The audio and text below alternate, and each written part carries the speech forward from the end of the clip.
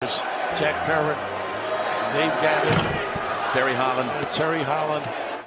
Coach Larinaga will go to Houston trying to win 2 games and will be the oldest head coach if he did it to win a national title at age 73. Gutsy performance. It's the biggest win in Hurricane Hoops history.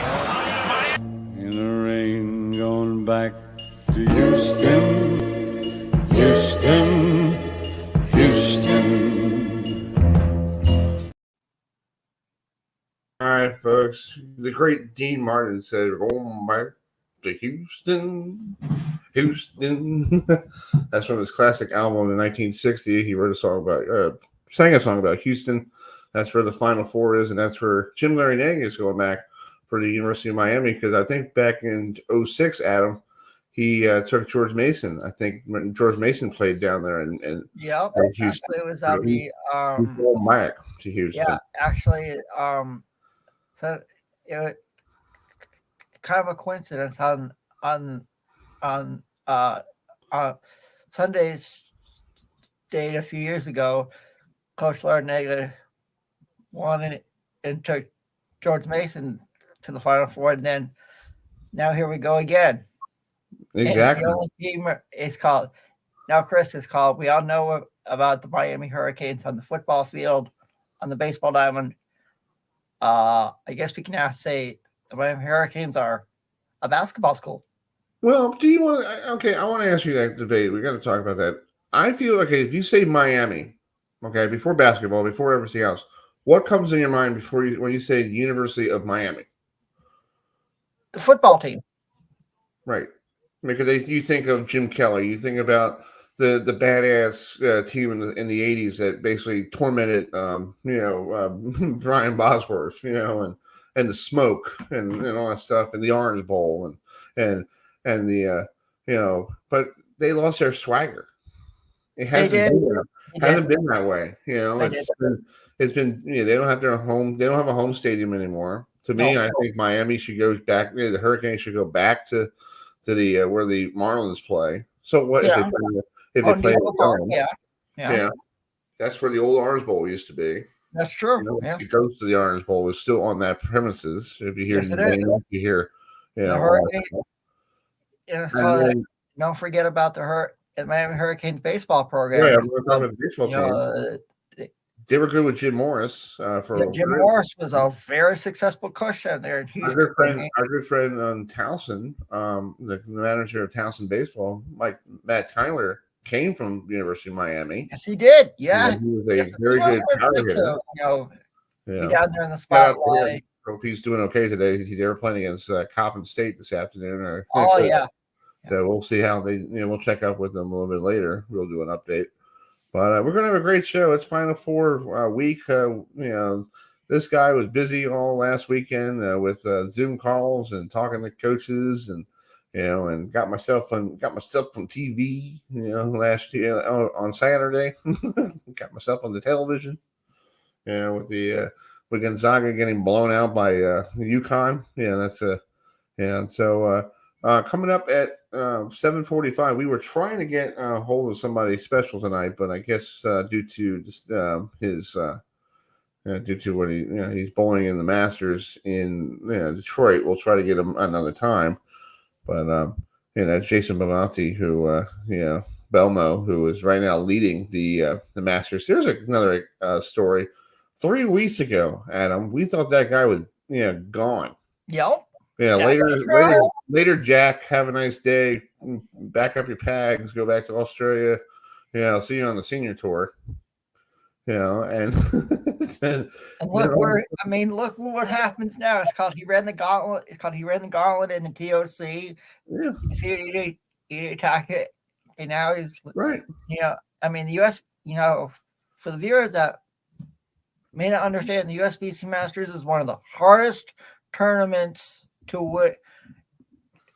It's like you go through so many qualifying games, and then you have match play, and then it's a grind. It's one of the hardest tournaments of the year. So if you're watching, go check out Bowl TV all week long. You're gonna see all those all those guys and gals from the PWBA tour. Verity Carly's there, Danielle McEwen's there. So it's open to everybody. It's literally everybody's there. It's like if you're a bowler, you're there. Okay, here's my question: if the men's version of the Masters is open, why can't the men bowl in the Queen? I don't know. I mean, I know it's kind of weird if they're bowling in the Queen, but I'm saying you're allowed to bowl in the Masters. The ladies are. What about the guys who are allowed to bowl in the Queen? But I probably because maybe this sounds really weird. Like, can you see Becky win the Queen title? Yeah, with the wave of the hand. Yeah. So we're trying to get Matt. Checking out. He'll be joining us shortly. I don't know what he's doing. He's walking around, so we're gonna wait for him to chill out for a place. 7:45 coming up. We got the lady Lauren Ebo, who is from Washington D.C. She was a couple of weeks ago. She did a good impression of Wilt Chamberlain against the Mrs. Lady Bulldogs down there, up there at South Bend. Out rebound them. So basically, so she'll be joining us. And around 8:05, phone interview with Brent Dickinson, who is the executive director of the Ed Black Courage Awards Foundation. They have their big cocktail gala this weekend, and yours truly will be there as well to hopefully pick up and some great interviews along the way. So that's going to be great. Well, we got the Final Four set in Houston. If you just logged in, thanks for joining us here on the Sports Talk with Chris Heidel. I'm Chris Heidel, and that's Adam Ramize, and Matt Treconelli is somewhere in oblivious with the. I have no idea where he is. So it's like I see a ceiling. I guess he's on the ceiling. Anyway, we'll get to some of the. We'll wait for Lauren to log in, but in the meantime. We had some young. We have a couple players, Adam, from this area who are in the Final Four for the state of Maryland, and it's really cool. Yeah, it's pretty cool to have two young men. One is Jordan Hopkins, who I tried to get on the show tonight, but his schedule is all out of whack and all that stuff. So I had a chance to speak to him after the big win over Gonzaga. So let's play that interview real quick. This is Chris Heidel from Herbison Radio in Baltimore. This is a question for Jordan. Jordan, how does it feel representing the state of Maryland in the Final Four and the Capital Beltway and Gaithersburg and where you came from? Capital's Annapolis, but I mean it's amazing to play for Maryland. Like I said before, a lot of guys from Gaithersburg don't get this opportunity to play and play in the games like this where I'm from. So it's a blessing. I gotta thank these guys. It's all credit to these guys. So yeah. So that's Jordan Hopkins, who will be playing against another Marylander this Saturday night, the last game of the evening there in Houston. The Miami Hurricanes. Anthony Walker will be joining us at 8:20. So it's going to be great to talk to Anthony Walker again from Perry Hall, Maryland. Didn't do anything over the weekend, Adam. He didn't really score. He was 0 for 2 on Sunday against Texas. He's more like a bench player, comes off the bench, gets some minutes, but still, he's a kid representing the state of Maryland and Baltimore County.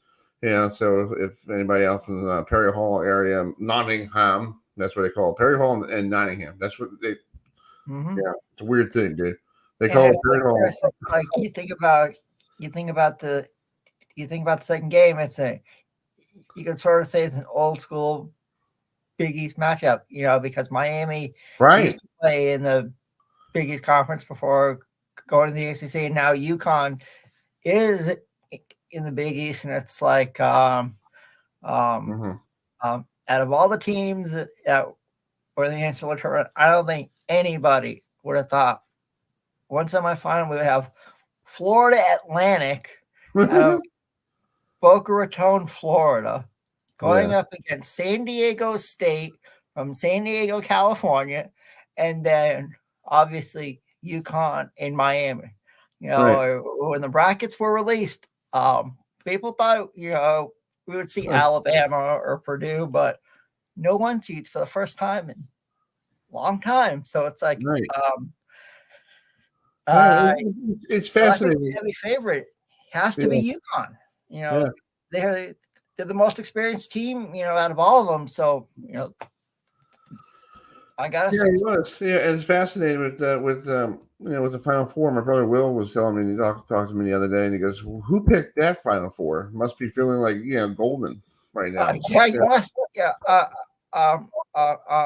It's called if you pick that. It's called if you pick that Final Four and you're watching. Let us know because all of our brackets were busted and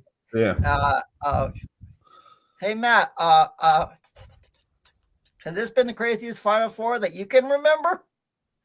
Hey guys, I got all my Final Four still left, baby. Are you the one that picked that one? No, I'm just messing with you guys. So Will and I are trying to figure out. Okay, Matt. Okay. Yeah.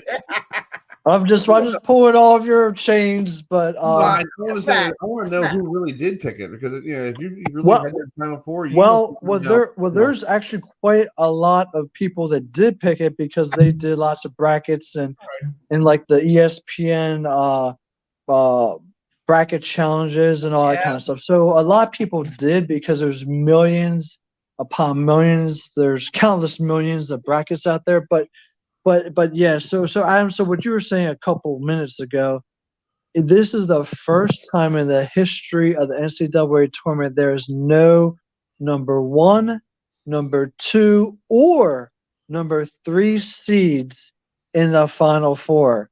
And you got a 5 seed, 9 seed, a 4 seed UConn and a 5 seed Miami. So you got 2 5 seeds. And to my memory, I don't think a 5 seed has ever won the national championship. Neither has a 9 seed. So I think the winner is going to be UConn. I mean, and UConn's the only one that's won a national championship. I'll just say right now, it's called my pick for the national title is UConn. And when we have and a lot of viewers know it, toward the end of the show, we're going to have the voice of the UConn men's basketball team, Mike Crispino, on, to talk about it. So it's called, if you're watching and you're a UConn fan, stick around, so we can get a Nutmeg State's perspective of what it's like up there in stores right now. I mean, also, guys, you could possibly see a San Diego State versus UConn for a national championship. And when honestly, I really think this is wide open. Yeah, UConn is the favorite, and it's theirs to lose now. But really, San Diego State, I think, has something to prove. I mean, back with COVID, San Diego State was a one seed. The tournament got canceled. So I think they got something to prove that they feel that that because the tournament got canceled, they would have gone deep in that tournament. Right, they got something to prove. Florida Atlantic, the last team to win at least 35 games was Virginia, and guess what Virginia did several years ago? They won the national championship. So Florida Atlantic could win it, Miami could win it, but guess what, Adam and Chris? Florida Atlantic, Miami, San Diego State, none of them. They have 0 goose eggs for national championships. The only champion on here right now is UConn, prior champion. So it's an interesting Final Four, and this has been a very wild, wacky. It's been a wild, wacky March Madness because if you look at it, there hasn't been a ton of upsets. If you look at the first round, and I think I said this in the last episode or our last radio last week. Yeah. There was only, I believe, 7 upsets when you look at higher versus lower. Okay, so there weren't a ton of upsets, but the historic upsets, you had 3 historic upsets, which really broke a lot of people's brackets, which honestly did not break any of mine. Right. It was the other ones I chose. I chose Drake to go Sweet 16. I chose Duke to go into the final, to the championship game. I chose Texas A&M to go deep. The other ones I chose, they didn't win either. Or if they won maybe a game like Duke did, and that was it. Right. So this has been a very weird, very interesting March Madness tournament. Before we bring Lauren in, but I want to say something. It could be the Duke Johnson Final two. San Diego State taking on Miami, and the last time San Diego State and Miami played each other was a football game out in San Diego, and some guy named Rock Johnson started a fight with the mask guy. Oh yeah. So there's funny right away before when Texas took on Miami. My brother Will goes, "Are they going to bring up the Cotton Bowl back in the early '90s when we had like 200,000 penalties against Texas in that Cotton Bowl?" I'm like, "Well, nobody's going to bring that up. That's basketball, you know." But yeah, but I know Notre Dame, I know Miami and Texas. The only thing you hear about, they don't play each other in basketball. It's like it's always no, they don't. And I don't know what you guys think, but I think it's going to be San Diego State versus UConn for a national championship. I think UConn's going to win it all. That's who I think is going to be in it. Well, let's bring this young lady. She's from Washington D.C. and the Lady Irish had to take on the Lady Terrapins this past Saturday down at Greensboro, and didn't go so well. But before that, she looked like she was doing a good impression of Wilt Chamberlain. Out rebounding Mississippi State, beating them, the Bulldogs up there in South Bend. So let's bring in Lauren Kirbo to the program. Hey, Lauren, how you doing? Good. How are you? Thanks for coming on. I appreciate it. I know it's really tough after having a tough weekend losing to Maryland, but and last night seeing Maryland losing to South Carolina. But what's your take on Maryland? Because they played you really hard on Saturday. Yeah, Maryland's a great team. Well, first of all, thank you for having me. But to answer your question, Maryland's a great team, and obviously I faced them basically my entire college career, from Penn State, being in the Big Ten, and then we played them, I think, Sweet 16 when I was at Texas. So yeah, Coach Brenda Freese, she's a great coach, and they played a great game. I think just it was one of those games where I was in foul trouble. Another one of our post players were in foul trouble, but props to them and congrats to them on a great season. Yeah. Well, let's talk about the game previously. The reason why we have you on, you did your good impression of Wilt Chamberlain. Out rebounding everybody. Yeah. And so, or Dennis Rodman. Let's use Dennis Rodman. He was a good rebounder. So was that the best game you ever did in college? Just you boxed a lot of people. I know my father told me when I played basketball, try to box them out. Boot them up a little bit. Boot them up a little bit and get the rebound. So just talk about that game. Yeah. I mean that was. I didn't realize what I had, I guess, during that game until I was told after the game. So, like I tell everyone, I just do whatever I can to help the team win. And that night it happened to be 18 rebounds. So, yeah, I'm just super thankful to be in that position and to hold the new record. Yeah. Well, let's send it over to the Irish guy. Matt loves the Irish for football. I hope he loves women's basketball, too. Do you love women's basketball, Matt? Yes, I do. All right, go ahead. Yep. And well, anything with the Irish women's basketball, men's basketball, football. Yep, I do. Do you have a question for her? Go ahead.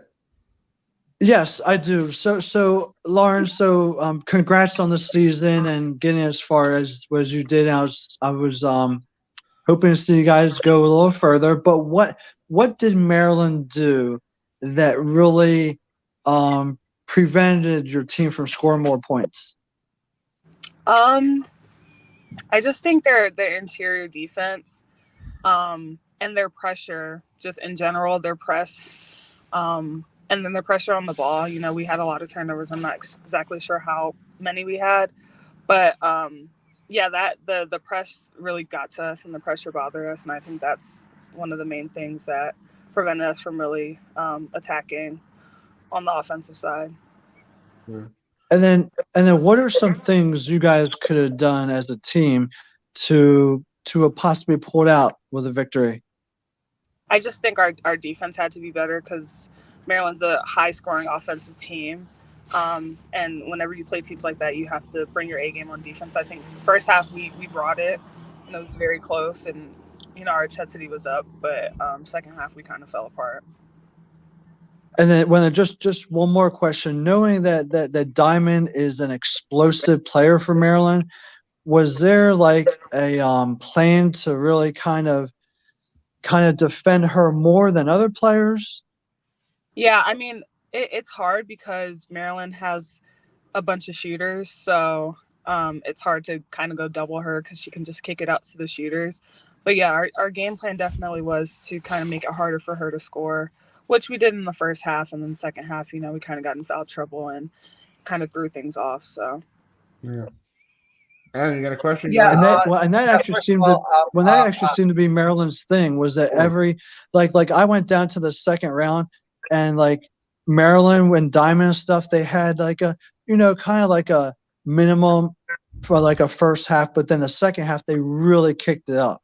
I mean, so it seemed like Brenda Freeze, I don't know what she says to her ladies during halftime, but whatever she says fires them up and they come out explosive in the second half. All right, Adam, go ahead. Yeah, now first of all, congratulations on a really great season. So what made you choose to go to Notre Dame after you went to Penn State and Texas? I think just when I went in the portal, I immediately had a connection with Coach Ivy and her staff.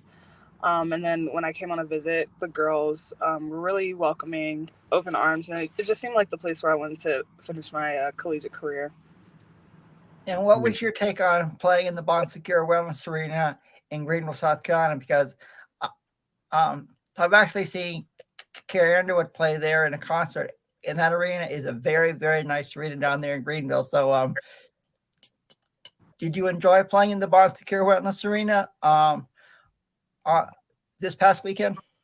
Yeah, I did. It was definitely bigger than where we play here in South Bend, but it was a great environment. There were a lot of fans, and I think with the NCAA condensing the regionals down to just two locations really helped with the amount of fans that come out. So yeah, it was fun.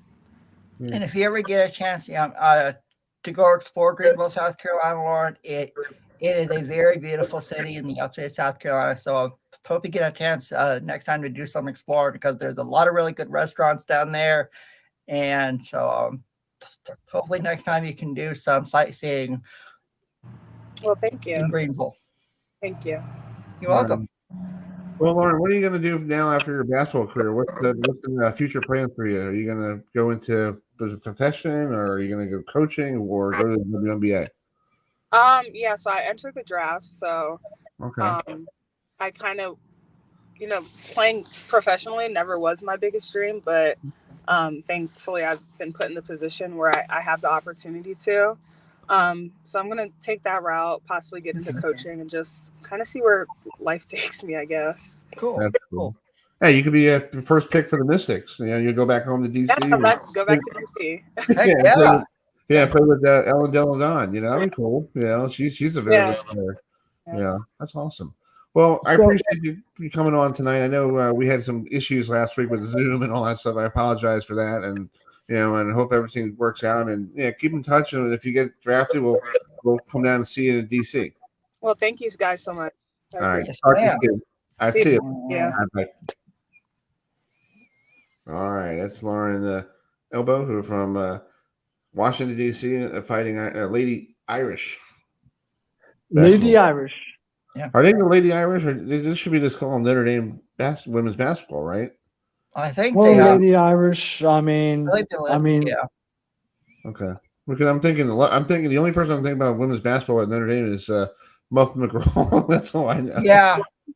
Yeah. Muff was the signature, like Coach K. And, yeah.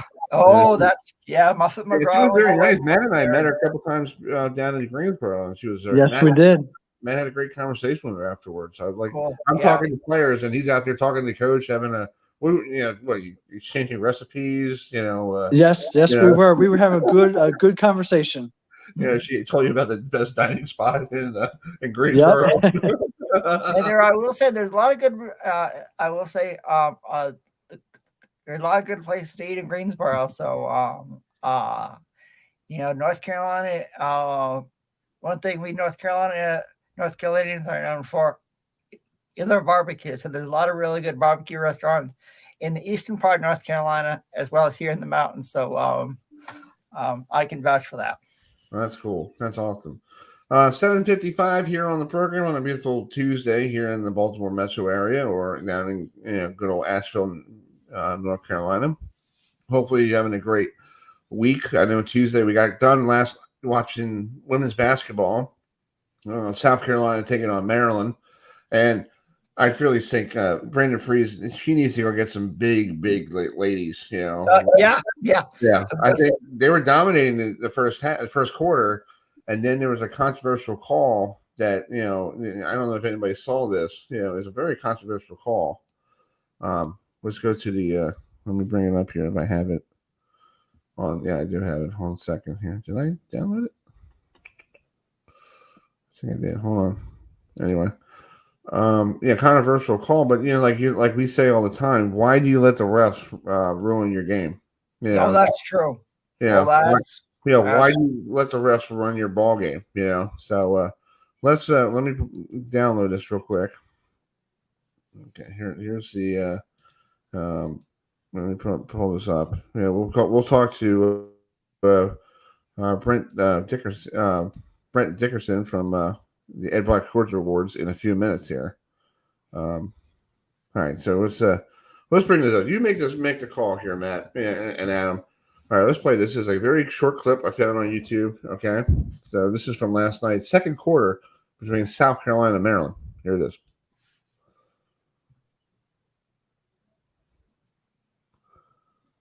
I would consider that to be a charge. Yeah, it wasn't called. It was called. It was called on Maryland. To me, that was a charge. It was like Yeah, it should have been charged on South Carolina. Yeah.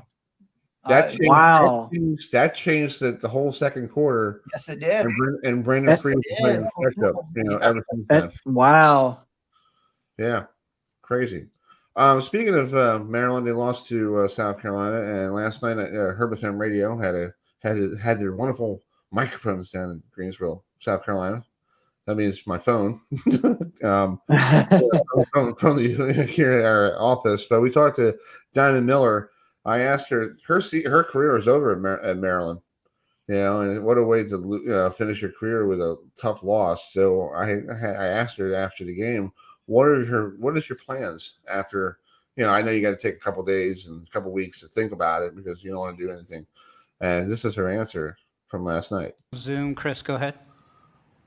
Hey, this is Chris Heidel from Herbert Radio in Baltimore. This is for Diamond. Diamond, after taking a couple weeks away from this game, what are you going to reflect about your career at Maryland?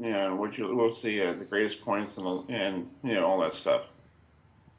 I don't really know. That's a good question. Like I said, lucky for me, I have a lot of decisions to make this off season, so should be fun, and I'm just excited for whatever the future holds for me. So I could see Diamond Miller in the WNBA. I really could. I'd say she might be one of those top 5 picks. Oh yeah. Yep, I agree. Going in the top 5 easily. It's she is an explosive player. Like, I saw her in person and with the tournament, Adam, and it's like, I don't know what Brenda Freeze tells her players during halftime, but man, let me tell you, that whole team, including Diamond, they were just explosive in the second half. Yeah. That was like, Coach Brenda Freeze, he's called, if you are a women's college basketball fan like we all are, Coach Brenda Freeze is a name you need to keep an eye on for a long time at Maryland because it's called, those Lady Terrapins are going to go to the Final Four eventually. It's called, they came close this year, but it's hard. With that South Carolina Gamecock program led by Coach Don Staley. And all I can say is the women's Final Four has got me more intrigued than the men's Final Four. And when the thing is, Adam, you have more than just Diamond Miller. Yeah, Diamond Miller she's the one that scored like most of the points, the highest amount of points and stuff. But guess what?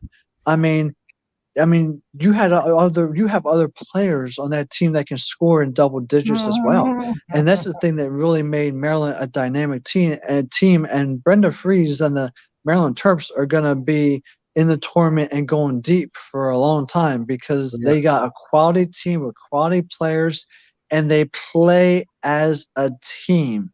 Okay. Right. granted, you might have like Diamond definitely scored the most points, but she was also a team player. You had other players, women on there that played as teammates. They were there, and there's a difference between having a team and having a leader that just wants to score all the points, and compared to one that actually plays as a team like Maryland does. They are teammates. They play as a team. Brenda Fries is a great head coach. And I can't speak highly enough about them that they're going to be going to a tournament year after year, and I'm just excited for it. Oh, yeah, that's a fact. It's called. Well, one person I'm excited about is Virginia Tech women's basketball. I knew this coach since his days at JMU, and Matt, the CAA. He had great teams in the CAA. With JMU, he got there. He got the teams through the tournament at JMU.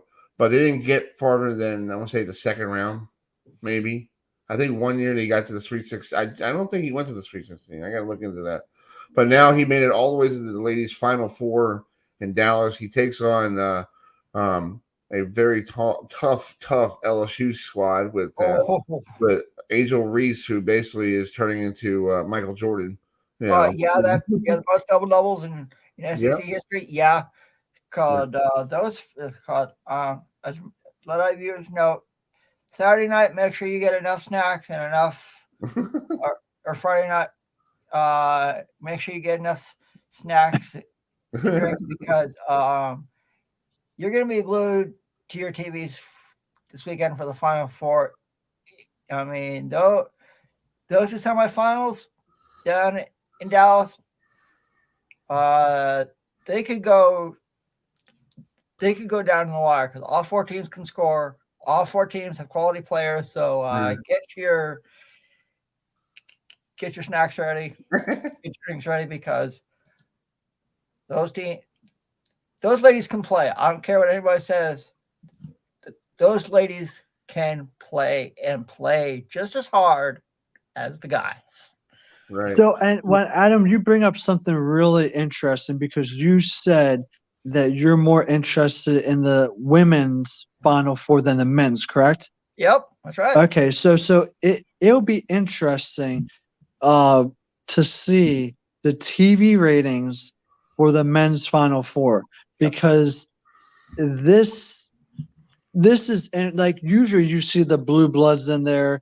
I'm not saying you got to have Duke and Carolina in there every year, because they're not in there every year, but you do see like the Power 5 programs in there that are at least comprised, if not three of the Final Four, all the Final Four. Right. So because you got a Mountain West, and the Big East is really a Power 5 conference. It is a Power 5. You do have quality teams in there, but you got a Mountain West in there, you got a Big East in there, you got an ACC, but you got teams in there that have never, and you got a Conference USA. So, I mean, and like the San Diego State Mountain West versus a Conference USA Final Four, I'm just curious, how are the TV ratings going to be for that game?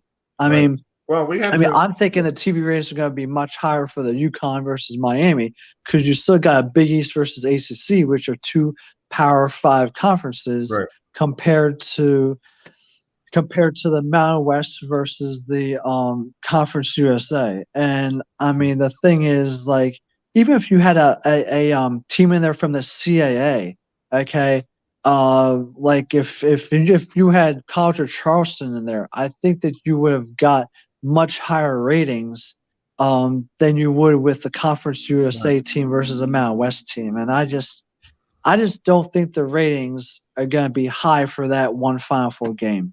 Yeah. Well, speaking of Virginia Tech, I had a chance to speak to Coach Brooks this morning by Zoom, and he was out in Seattle. I don't think the guy got enough sleep out there. He said sleepless in Seattle. The game got done. It was 9:00 Eastern time tip. Got done by probably 2 a.m. Here Eastern time. Out there in Seattle, he probably didn't get to bed until, if you want to make it 4 a.m. here, whatever. So I had a chance to talk to him this morning. So here's the interview I had with Virginia Tech women's basketball coach Kenny Brooks, former coach of JMU. So here it is. Down the line in the order as received. So Chris Heidel, I'll come to you for the first question. Hey, Coach Brooks, can you hear me? I can, Chris.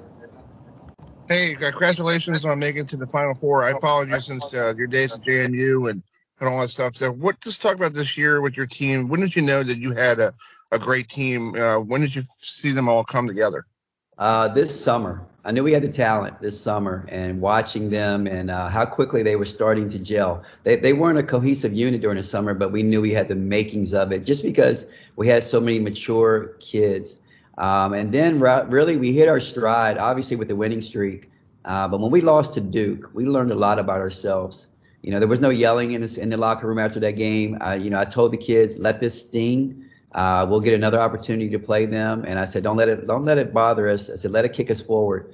And from that moment, the look in their eyes, they just been pure professionals. They've gone out. Everyone understands their role, and they've done them, and they starred in their roles. And the way that these kids play for each other is something special. I've never had a group that plays for each other as much as this group does. That's Coach Kenny Brooks, another CAA alumni making it to the Final Four, because you got to say on the men's side, Coach Jim Larrañaga, who was basically with George Mason for a long time. So that's where I met him years ago. So anyway, so let's turn the page here. This Saturday down in beautiful Baltimore City, the Ed Black Courage Awards are going to be having their awards. This is an annual award with the best of the NFL players. If you want to know the ones who, the year before they get injured and they come back and they have a successful season, and they get nominated by their peers of their team. So we have Brent Dickinson, the executive director of the Ed Black Courage Awards, joining us. So on the phone. Hi, Brent. How you doing? And welcome to Sports Talk with Chris Heidel and Adam and Matt here. So thanks so much for coming on. So busy week for you, sir. Yeah, absolutely. I'm still in the office now, trying to put all the finishing touches for the upcoming Ed Block Courage Awards events coming this weekend, and especially the Ed Block celebration on Saturday night. Yeah. Talk about this. This is a new format, because over the years, you guys had like a dinner reception, and then you had the Scott Garceau, giving out the awards. This one is now more like a party, a cocktail party. According to the picture on the website, looks like people are playing cornhole and building blocks and having a good time, and they could auction. You can put money down for a football. Just talk about this new format. Who came up with this great idea? Well, it all started in the pandemic, and obviously being a charity, and you can't host events in person during a global pandemic, so we had to kind of retool and rethink how we operate, especially through those couple of years.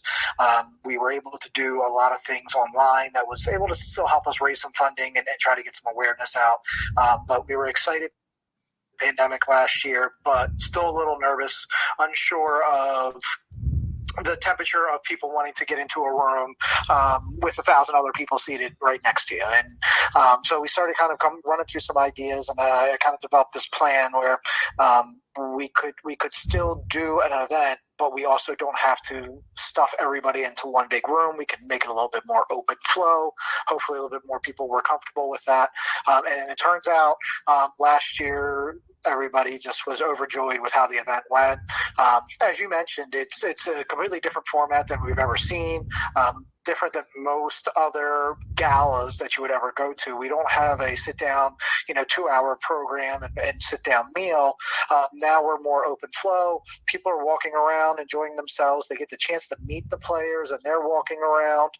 Like you said, there's music and drinks, and we got yard games and a video game station and a photo booth, and buffet of delicious tailgate food, and a lot more coming this year. So it's just a really exciting event. It's an exciting time for us, and we're just looking forward to our second time trying this, fixing all the tweaks that we needed to fix from last year.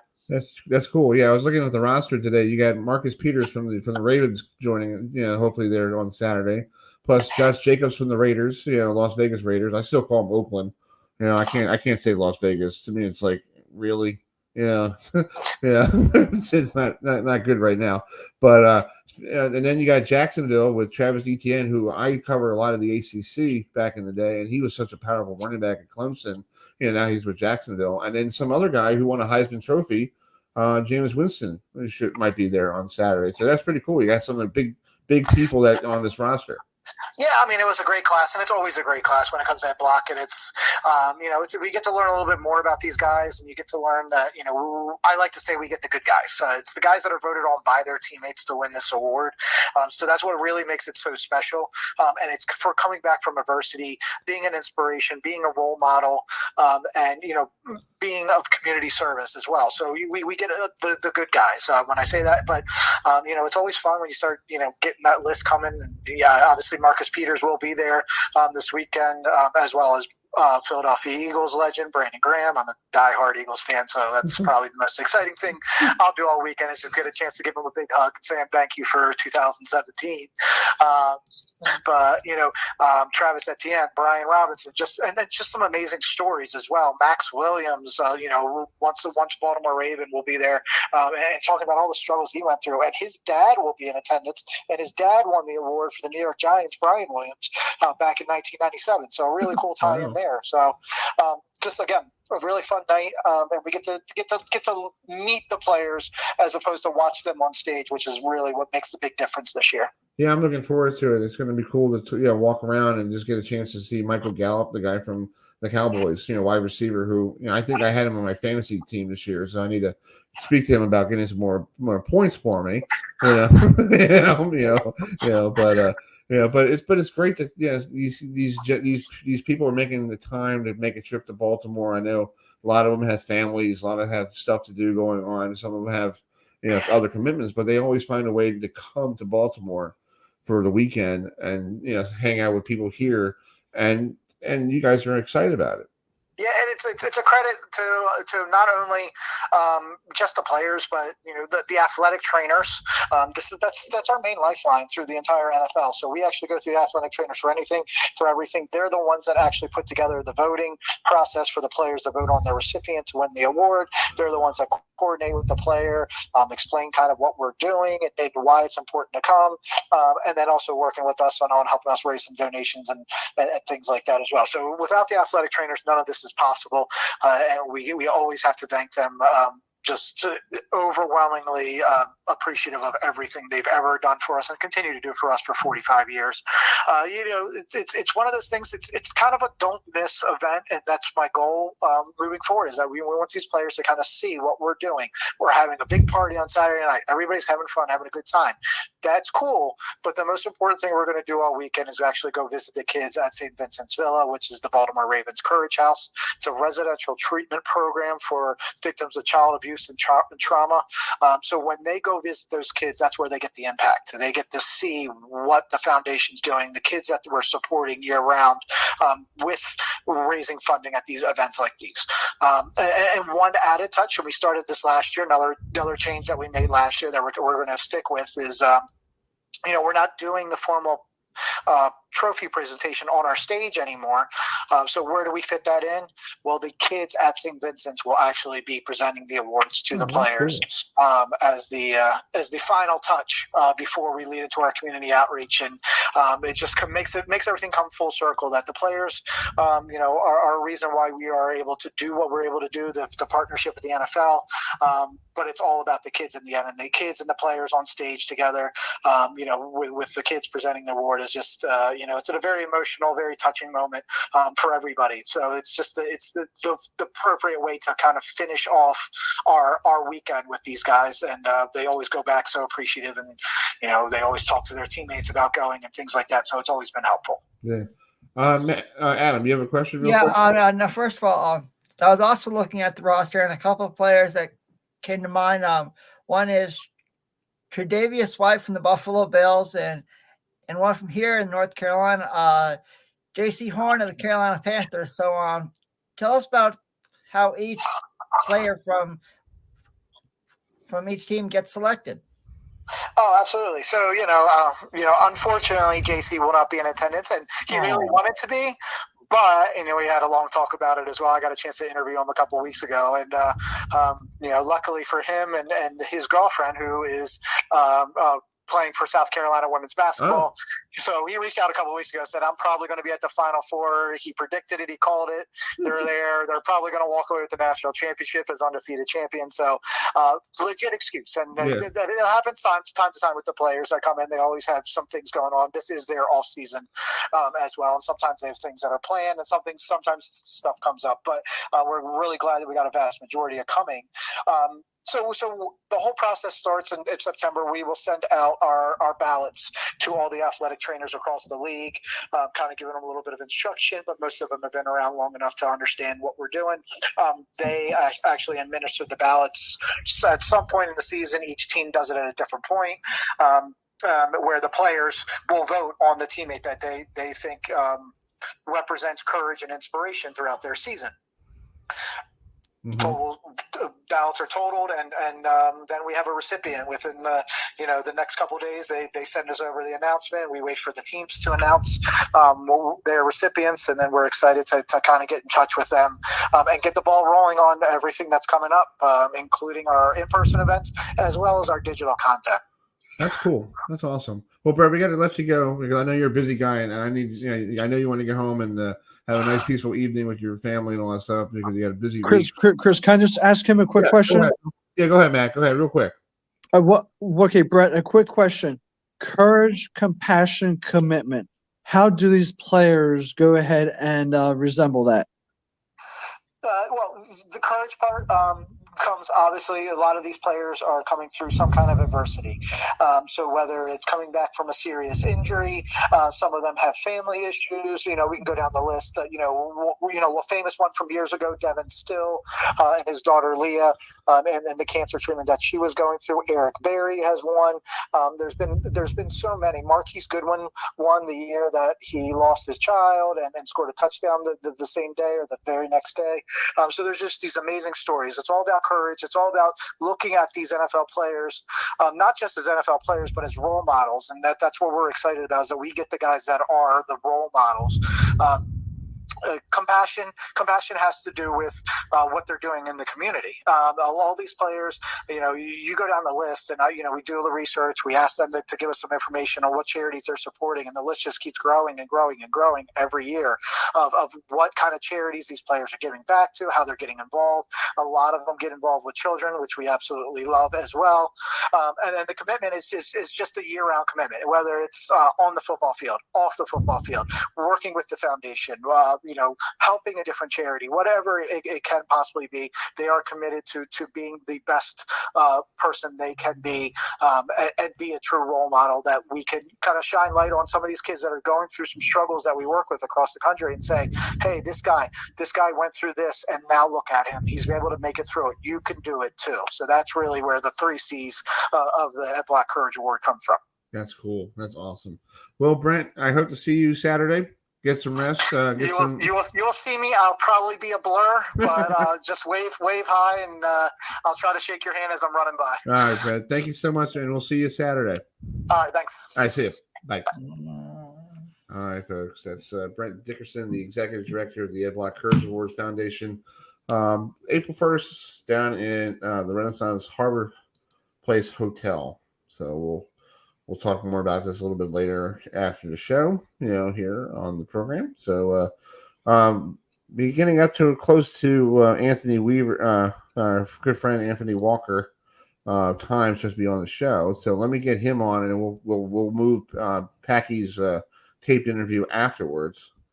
Because we're gonna up to the clock, top of the hour here.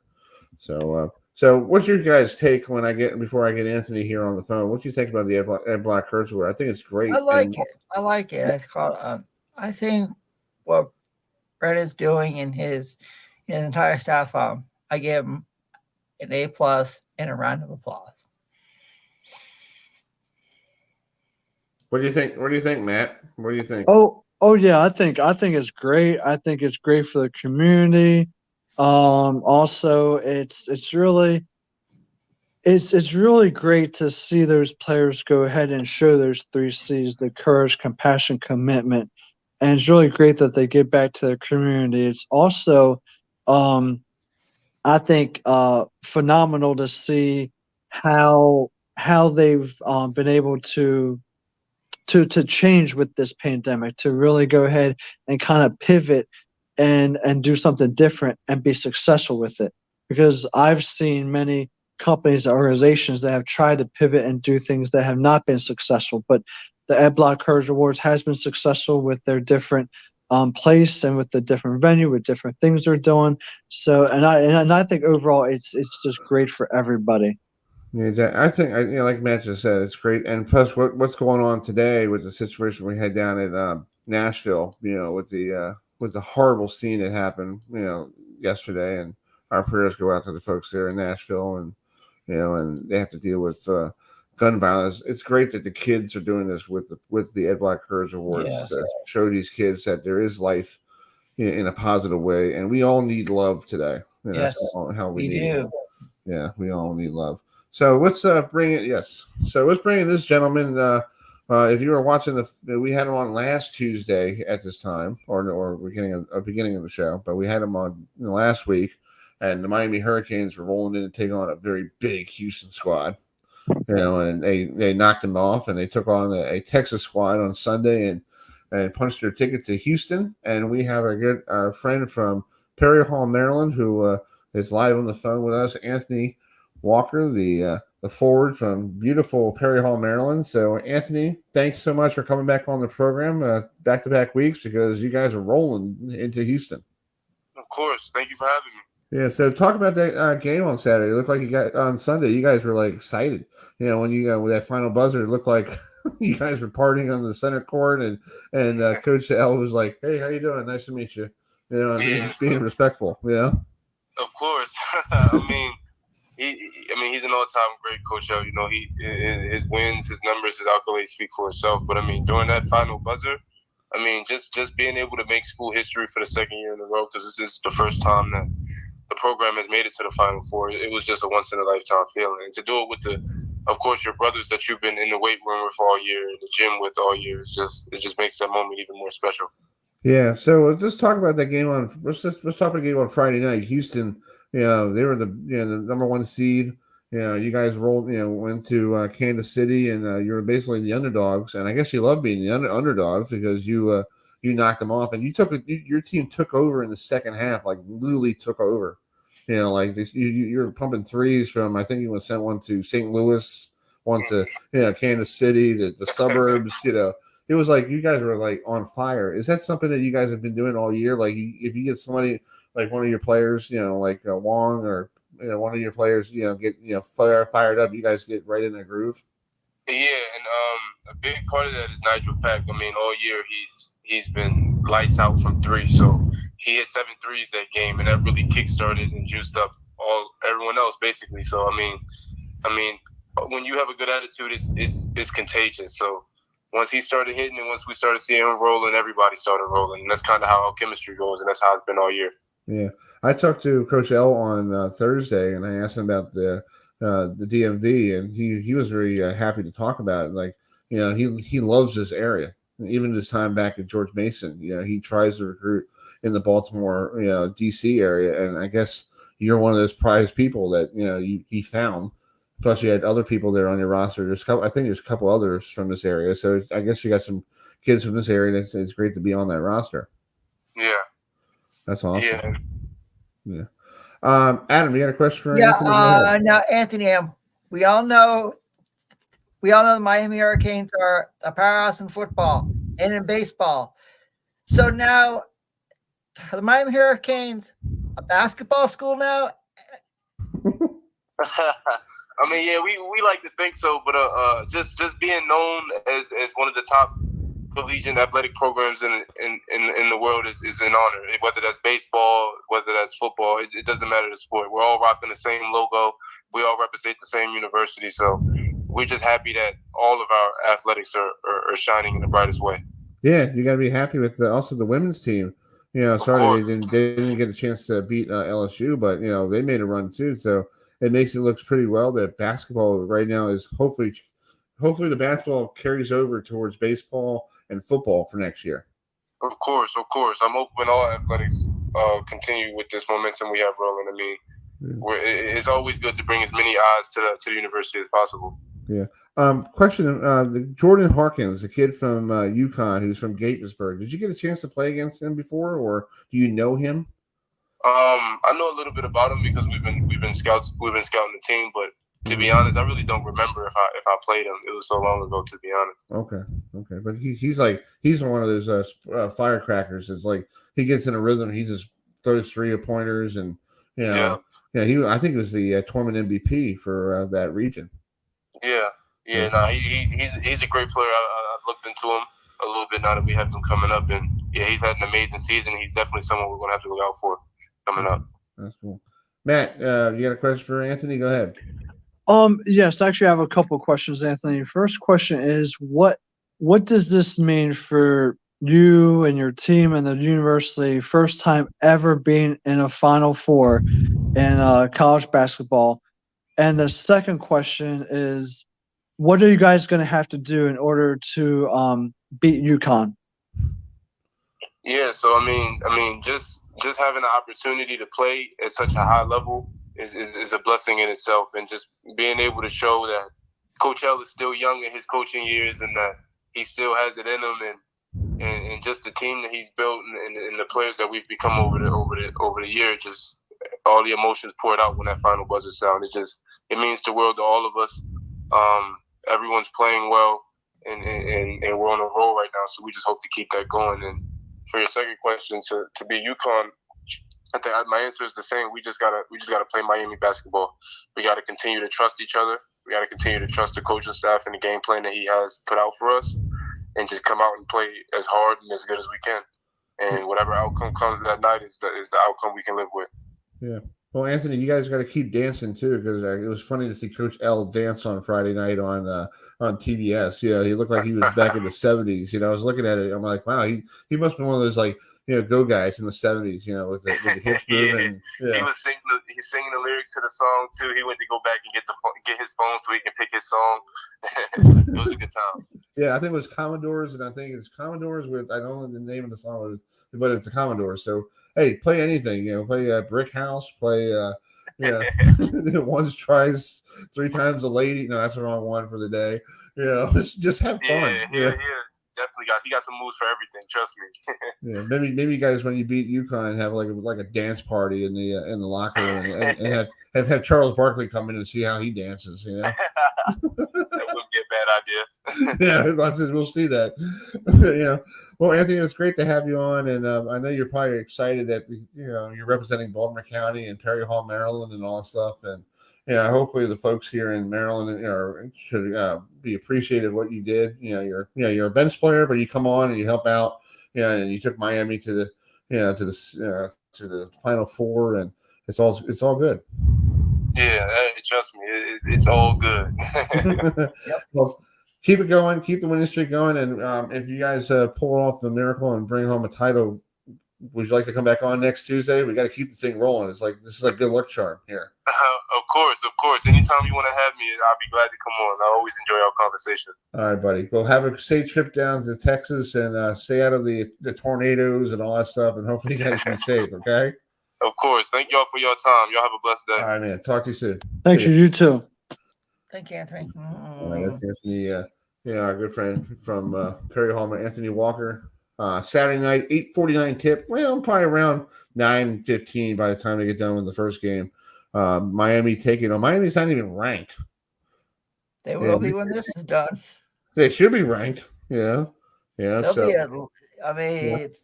in the top 5. They should be in the top 5. So and they'll be, and they're representing the AC, and it's kind of cool. It's called they're representing the entire Atlantic Coast Conference. I mean, no Duke, no North Carolina. I mean, you have. Yeah, I have to show my brother. There's no Syracuse. Nope. Hey, you got Syracuse doing another good thing in lacrosse. So, Adam, what's bringing this gentleman? Yeah, I sure will. Our next guest is a living legend. He was inducted into the United States Lacrosse Hall of Fame, and one of the greatest defensemen ever, and he won a national championship as a coach and as a player. And he won Player of the Year, and is the only person in history to win Coach of the Year and Player of the Year. He's formerly the head coach of Johns Hopkins University, but now he made his travels north to Syracuse, New York, where he's a defensive coordinator on the Syracuse Orange men's lacrosse team. So let's welcome in to the show our good friend Dave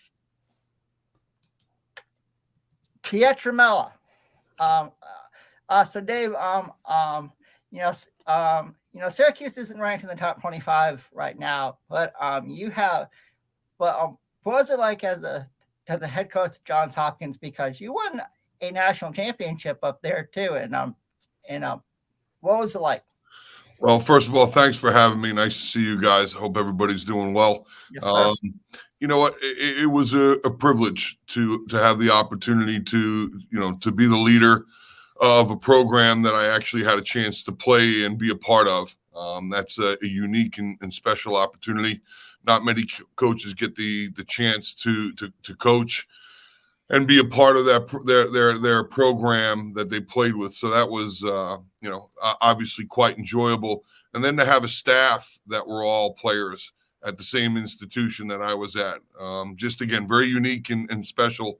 And now I'm at another very special place. Syracuse University has been great. It's a year and a half now, and there's real positive things going on here on campus and within the athletic department. So I'm excited to have this opportunity as well. Yeah. Dave, you're taking on this week a very good Irish team who at one point was ranked number 1 in the country until Virginia knocked them off last week.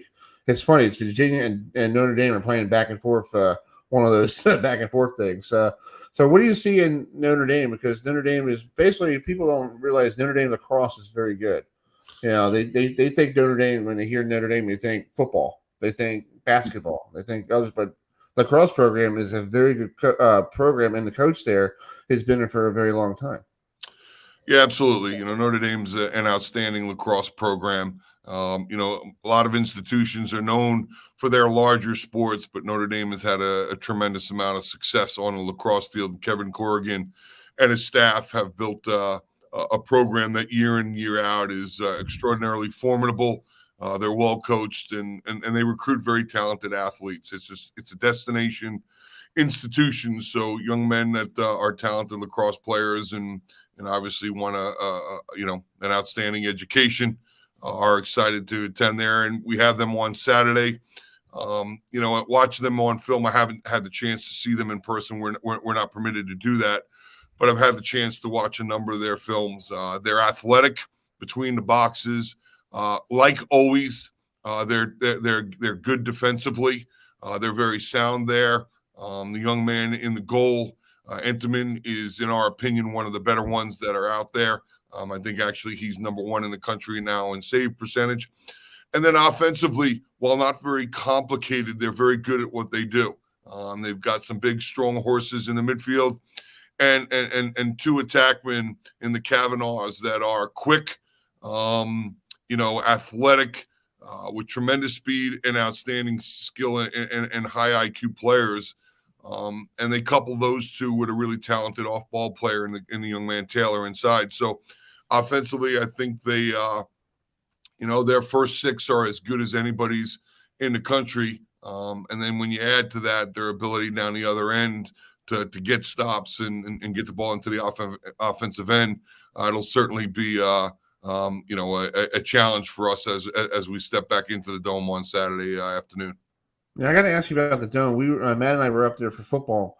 It's a very different environment in the Dome. It's basically very airy. It feels very, I don't know. During the summer, I heard it gets hot as anything in there. I guess they got AC in there now or something like that. But just talk about playing in the Dome, because that thing is a huge thing when you go up to see Syracuse. When you drive it in, you see it. You're like, whoa, what is that? You're trying to figure out what it is. Well, it's certainly a unique venue for our sport. There are no other teams playing in a covered arena. And I've been on both sides of this now. I've had a chance as an assistant at Penn and and Loyola and the head coach of Cornell and Johns Hopkins. Most of my career has been spent competing against Syracuse. So as a player and a coach, I've had multiple stops in the Carrier Dome. And now as as part of the Syracuse program, my view of it is quite different, honestly. It was a place where you felt like as a player and an opposing coach that there was an advantage for the home team. It is such a unique environment. The background, the fans being on top of you, and now having the opportunity to actually come out of the home team locker room. It is a very special place to play. One that when I was an opponent was not very fond of, but enjoyed, the environment. It's an electric environment. The fans are engaged and very, very excited, and obviously diehard Syracuse fans. So I've really come to appreciate playing in the JMA Dome and being a part of that atmosphere on game day. It's really exciting. So you went full circle pretty much, from being, there as a visitor, that now you're one of the assistant coaches, and you're like, you see from both sides of the lacrosse ball. You're like, wow, when I was here, this place was intimidating. We beat them. It was like, like when you're down at Hopkins, I remember a couple times you beat them a couple times, and people were like, wow, they beat them in Syracuse in the Dome. And now you're there going, hey, come to my house. You want to try to beat us? Go ahead. Yeah. Like I said, it is a very unique environment, especially for our sport. And for any young man, that plays lacrosse, to have the chance to go in there, to play in front of that kind of crowd. The crowd is electric. They're engaged. They're educated. They know the game well, and they support the game. It really is a unique environment for young men and women to have the chance to play in. Yeah, and you're underneath a very legendary lacrosse coach who was a great lacrosse player, and Gary Gates, who spent 14 years on the women's side. So what's the difference between women and men's lacrosse? Because I think lacrosse is the same in both, even if men or women. Is there anything different that Gary had to call you up and go, Dave, can you help me on this?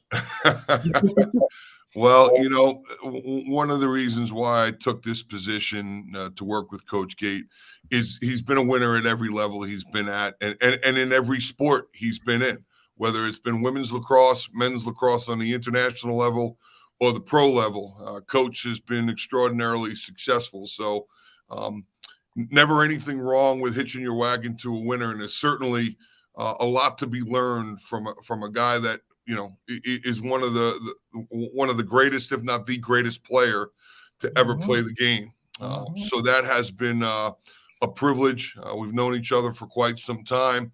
My hope is for him that I've been helpful both on the defensive end and in general with the men's game. But to be quite honest with you, the men's game is not unfamiliar to Coach. He's been around it his whole life. He's been successful in it. So I think the greatest adjustment was probably on the recruiting side of things. The men's game, the women's game are in a little bit different places in terms of recruiting. And hopefully, Pat March, our offensive coordinator, and myself have been able to, get him up to speed and help him with the adjustment from the ladies' side of recruiting to the men's. Yeah. And Dave, I was looking at the schedule for you guys. You're coming home on April 15th. I guess you're going to have a homecoming down there at our Good Lady High School. You guys are going to play North Carolina, so that's going to be pretty cool. A big Power 5 lacrosse game at a great school down in Monroe County. Yeah, I'm not sure where home is these days. I saw you up in Syracuse. I'm wondering, like, did he move? Yeah. I grew up in Long Island. And, spent a good portion of my life there. Then obviously much of my coaching career was spent in the Maryland area, which I was blessed to be a part of in that community. I still have a home with my girlfriend in Maryland. My children's home is still in Maryland. And I do live up here in Syracuse now. So really not sure which place to call home. But I can tell you this, I'm grateful to be here at Syracuse, to be a part of this rich history and this program. And there are exciting things happen. You mentioned earlier that we're not ranked, and there's been a great emphasis on changing the culture and getting Syracuse back to where we once were, or it once was. And I am privileged and excited to be a part of that. And there are great things ahead for this program. Yeah, I got to ask you, Nassau County or Suffolk County? I'm a Nassau County guy. I'm Nassau County too. I'm from the Oceanside. So. Hicksville, New York. Awesome. So that's what I like about you. You know, I'm trying to figure out why I like it. You know, I'm like, I know Dave Pietramala. He sounds pretty cool. I know he. Well, you're nice to say. Yeah. You know, hey, I know all the New Long Islanders, and we when we lived in Nassau County, I moved down here in 1987, but. You don't say Suffolk. We don't like Suffolk County. My dad said we don't love Suffolk County. Forget about those people. Yeah. Well, it's important to understand that I have an affinity for both counties now because we do an awful lot of recruiting in both. So while I am from Nassau, I do have a great affinity for the young men that we've been able to attract here from Suffolk County. That's cool. Matt, you got a question for Dave or? Yes, Dave. So with all the experience you have, you were a part of the 1987 championship team, and you were also a first team All-American 3 times when you were at Hopkins. You were also a coach at Cornell, Hopkins, and now you're an assistant coach for Syracuse. So how have you used and how do you plan on using that experience as a player and a coach with your current position now? Well, obviously our experiences mold us, and I was blessed in high school and then in college to play for some outstanding coaches, Don Zimmerman and Bill Tierney. When I was at Hopkins, I had the great fortune to work for Tony Seaman, who was an innovator when he was at Hopkins, and then Dave Cottle at Loyola. Then obviously my own experiences at Cornell, and then back at Hopkins and now here at Syracuse. And, you know, what you hope is you can take something from everybody. I learned that from Bill Belichick. There's nothing we can't learn from someone else. You know, and obviously we all have our own philosophies, our own thoughts on the way to approach things.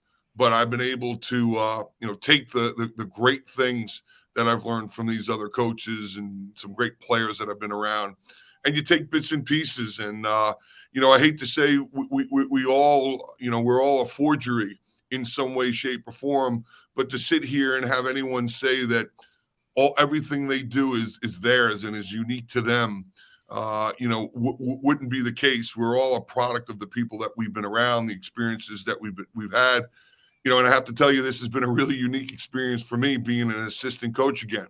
Was a long time ago that I did this, and it's been, to be honest with you, it's been a great reminder of some things that are really important. That if I am fortunate to be a head coach again, then I'll take with me. It's been a great reminder of the importance of the connection with players and how important assistant coaches are.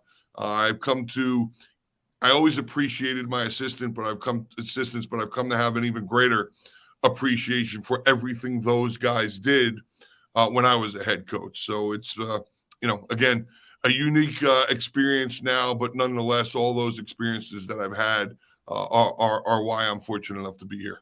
Yeah, I got to say something. It's almost just like Dick Vermeil said when he was the Eagles coach back in the early 80s. He didn't learn a lot until he went to the broadcasting world, and then he realized he went around with different coaches and understanding what coaches are doing, and he better understood the game. You're doing the same thing now. You're being an assistant coach. You're letting Gary run the program, but you're going to help him in the background, and there's probably less stress on your part because when you were down at Hopkins, you were the face of the program.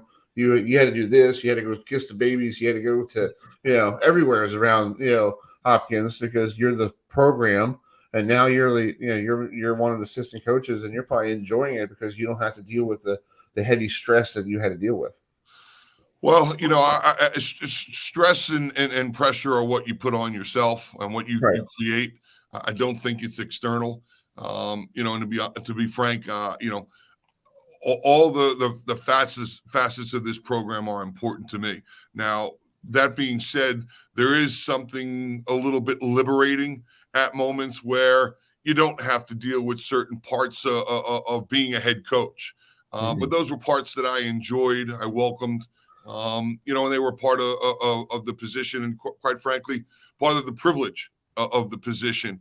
But as an assistant, you're more in the weeds a little bit, which look, you know what? That's my role. My job is to fill in the cracks where I can, work with a group of young men and develop relationships with them, and hopefully produce a defense that, in time will help this program get back to national prominence and win a national championship. That's true. Well, Dave, let me let you go. I know you're a busy guy, but I hope to see you April 15th when you're down here in AA County. I'll do my best to get there because I know there's something going on that weekend. But hey, good lacrosse action in this state, and bringing 2 Power 5 schools, and plus it's ACC lacrosse, so that's also good as well. Because this used to be a hotbed for ACC lacrosse and everything else. Well, we're excited to come down to Maryland. It's a hotbed for us recruiting. We've been really successful there. The Carolina program has a special place for me. My twin boys are a part of that program, so it should make for an interesting evening against a very well coached and a very talented Carolina team. That's true. Well, Dave, don't be a stranger. We'll talk to you soon. Great. Thanks for your time tonight. Thanks for having me. All right, Dave. Take care. Take care, man. Okay, bye. Bye. Take care. All right, there's Dave Pietramala, former Hopkins men's lacrosse head man. Now he's just an assistant coach up in beautiful Hopkins up there in Syracuse, New York. A beautiful place. Matt and I went up to and walking at midnight, going back to the car. Not bad, right, Matt? It's a great little place. Oh yeah, it is a nice place. I mean, it's very nice, and if you definitely want a nice stroll at midnight, especially in the rain. Like me and Chris were walking. It was raining, and it was also just a tad bit cold. Of course, it is upstate New York. So, but I didn't think it was going to be quite that cold. Should have dressed a little warmer than what I was. But yeah. But hey, if you like that rain, a little cold, then go right ahead. I know we get that here in Maryland. Yes, we're getting that probably on. Actually, Saturday's going to be warm, but rainy as well. So. But yeah, but it was a very nice environment, Chris. It was nice walking in there and just seeing a different part of the country that we haven't seen. Yeah. Well, there's a place we haven't seen at all, Matt and Adam. We've never been to Fayetteville, Arkansas. And, but they're passionate about their college sports down there. Oh, yeah. They love their Razorbacks. They love them. They do. Yeah. So, Adam, you want to bring in this young lady? Yeah. Our next guest, she plays in the SEC West. She went up against LSU this year. And like I said, they're passionate about their sports down there. So let's welcome in to the show, senior guard of the Razorbacks, Miss Makayla Daniels. So Makayla, thanks so much for joining us. And I was looking at your bio, and your 2 favorite WNBA teams are the Las Vegas Aces and the Atlanta Dream. So if you could choose which one to play for, which one would you go for? Just to me, I would want to see you in an Atlanta Dream uniform. Tough one for me. I would be glad with whoever drafted me, even if it wasn't one of those 2 teams. I would be honored to be drafted to any team. Yeah. That's true. Well, thanks for coming on the program. I know this past weekend you were in the Elite 8 of the WNIT. Yeah, this is the ladies' version of NIT. You took on Kansas. Didn't do so well against Kansas, but you were basically carrying the load. So, what was the experience like playing in that tournament? Because people don't realize that tournament is out there. Because I was looking for something on TV to watch to try to find you, and it was nothing on TV. It was all on the internet. So just talk about playing. You played Kansas, you played other schools, and you're like, wow, this is pretty cool. Mm-hmm. I think it was a really good experience just because 64 teams, if you think about it, is not a lot of teams that get to go to the NCAA tournament. So the fact that we have another opportunity to continue our postseason and help us get better for the next season is just a blessing. And I think most of the teams who play in WNIT end up, getting into the NCAA tournament the next year, and they have that postseason experience. So, I mean, all in all, I think our team got better from it. I think I got better as a player, and not everybody can say they played 4 games in the postseason this year. Yeah, I was doing some video work around looking for you and different stuff, and I found this game this year against Vanderbilt. You had a buzzer beater. How cool was that? Because I know Matt and Adam and I, we always sit on our parents' driveway or my parents' driveway. Go, hey, I'll get a 3-pointer to win the ball game, and you're like, you shoot it up and you go, like you do all that stuff. But you actually did it for real. So I have the audio. Let me bring this up real quick of this game against Vanderbilt. You guys were trailing at that time because Vanderbilt went down the floor and scored, and you were like, all right, well, and you were like, well, you're not going to win in my home court. I don't think so. Like Walton Arena. Oh no, no. So here it is. I hope I got the right clip. So here it is. Makayla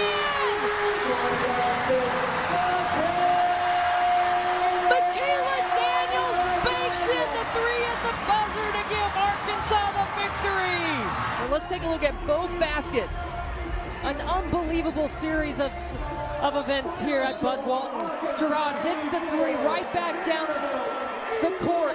Daniels, 1 second left, drills it. Oh my, I don't know if I've ever seen back-to-back threes like that. Right. So what was your feeling like when Vanderbilt went down, Scott the 3-pointer, you're thinking, all right, I need to throw a nice 3-pointer here with the arc. Do you practice that a lot in practice? You're like, hey coach, let me try the 3-pointer just in case we can win. No, not at all. I practice half court shots, but I've never ever shot from that spot on the court. But what a lot of people don't know is I messed up on a defensive assignment on the play before that. When she shot the three, I was supposed to foul after I shot the free throw, but I didn't hear my say it. So I'm glad I made the shot because I know I would have had an earful if we went into overtime or if we would have lost that game, and I would have heard about it in film. Yeah. Well, you played in the SEC West, and you played against LSU, and they're in the Final Four against Virginia Tech. And there's a young lady from Baltimore. You're from Fredrick, Maryland. There's a young lady from Baltimore, Angel Reese. How good is she in person? Because she went off in this tournament. It looked like I thought I was looking at Michael Jordan's stats. She's unstoppable, in my opinion. I'm not sure there's a perfect matchup for her just because she's tall, lanky, athletic. Like she can move. You can't put a bigger post player on her because she has some type of guard-like skills and she can go around them. But she's just relentless on the offensive boards, defensive boards, and she just plays with a passion that you really haven't seen in quite a while. Adam, you got a question? Go ahead. Now for the fans out there who aren't familiar, tell us about Walton Arena when it comes to basketball, because those Razorback fans down there are passionate for all sports, and not just basketball. Kind of gotta do this. Woo, Pink Suey! Not are you, Makayla? I think it's one of the best places to play in the country. It's really funny to watch, when a team is playing there for the first time and the fans start doing the hall call. And, they're just looking around, and I think it kind of helps us sometimes throw them off a little bit before jump ball. But, our fans are amazing. They're passionate. There's not a game that they don't show up to, no matter what the sport is, no matter if it's men's or women's sports. They're going to show up every night. Yeah. So you're from Fredrick, Maryland. Why Arkansas? What did it bring you to Fayetteville, Arkansas? Was it like a profession you want to do in college, or you like to play in the SEC? How did you get from Fredrick, Maryland to Little Rock, Arkansas, or Fayetteville? How did you get there? Honestly, I didn't have a certain conference I wanted to play in. I just wanted to go play. So the biggest thing for me was that the style of play that we play here, I felt fit my game the most out of all the schools that were recruiting me. You kind of stick to what your strengths are in this system, and I think I'm able to do that. In the other systems, it was kind of, I might have to change something about my game or do something that, is one of my weaknesses. But here they were just asking me to, use my strengths to help the team be successful. Yeah, I was looking at you choose Arkansas over Iowa, who's in the Final Four. Iowa State, Texas Tech, Marshall, Delaware's a good program in the CAA, Richmond, and St. Joe's. So, but no Maryland. That's weird. You think, with Brenda down in D.C., down in College Park, she would have made a phone call like, "Hey, you want to come up to College Park?" Yeah, yeah. But hey, you had a great career at Arkansas, and you're a military girl, so you went to different places all around when you were a little girl. So you went to Japan, you went to different places. So what did you learn from different international stops that your parents took you to? As a kid, I didn't really realize these lessons, but I just thought, we get to travel, we get to go all these places, all these different vacations. But with moving around a lot, I think I didn't notice that until like I got into college, that I'm able to adapt very easily. When I got to college, there was like never a time I was homesick. Like everyone would think, something was going on with me because I would just stay in my room, but it was like, there's nothing wrong. I just like being in my room. Like I'm perfectly fine. I don't miss my parents.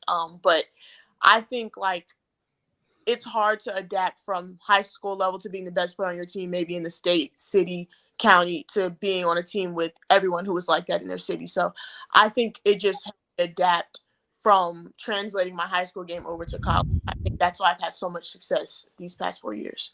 That's cool. Matt, you got a question? Go ahead. Yes. So what have you, with your time at Arkansas, what have you learned? How have you grown?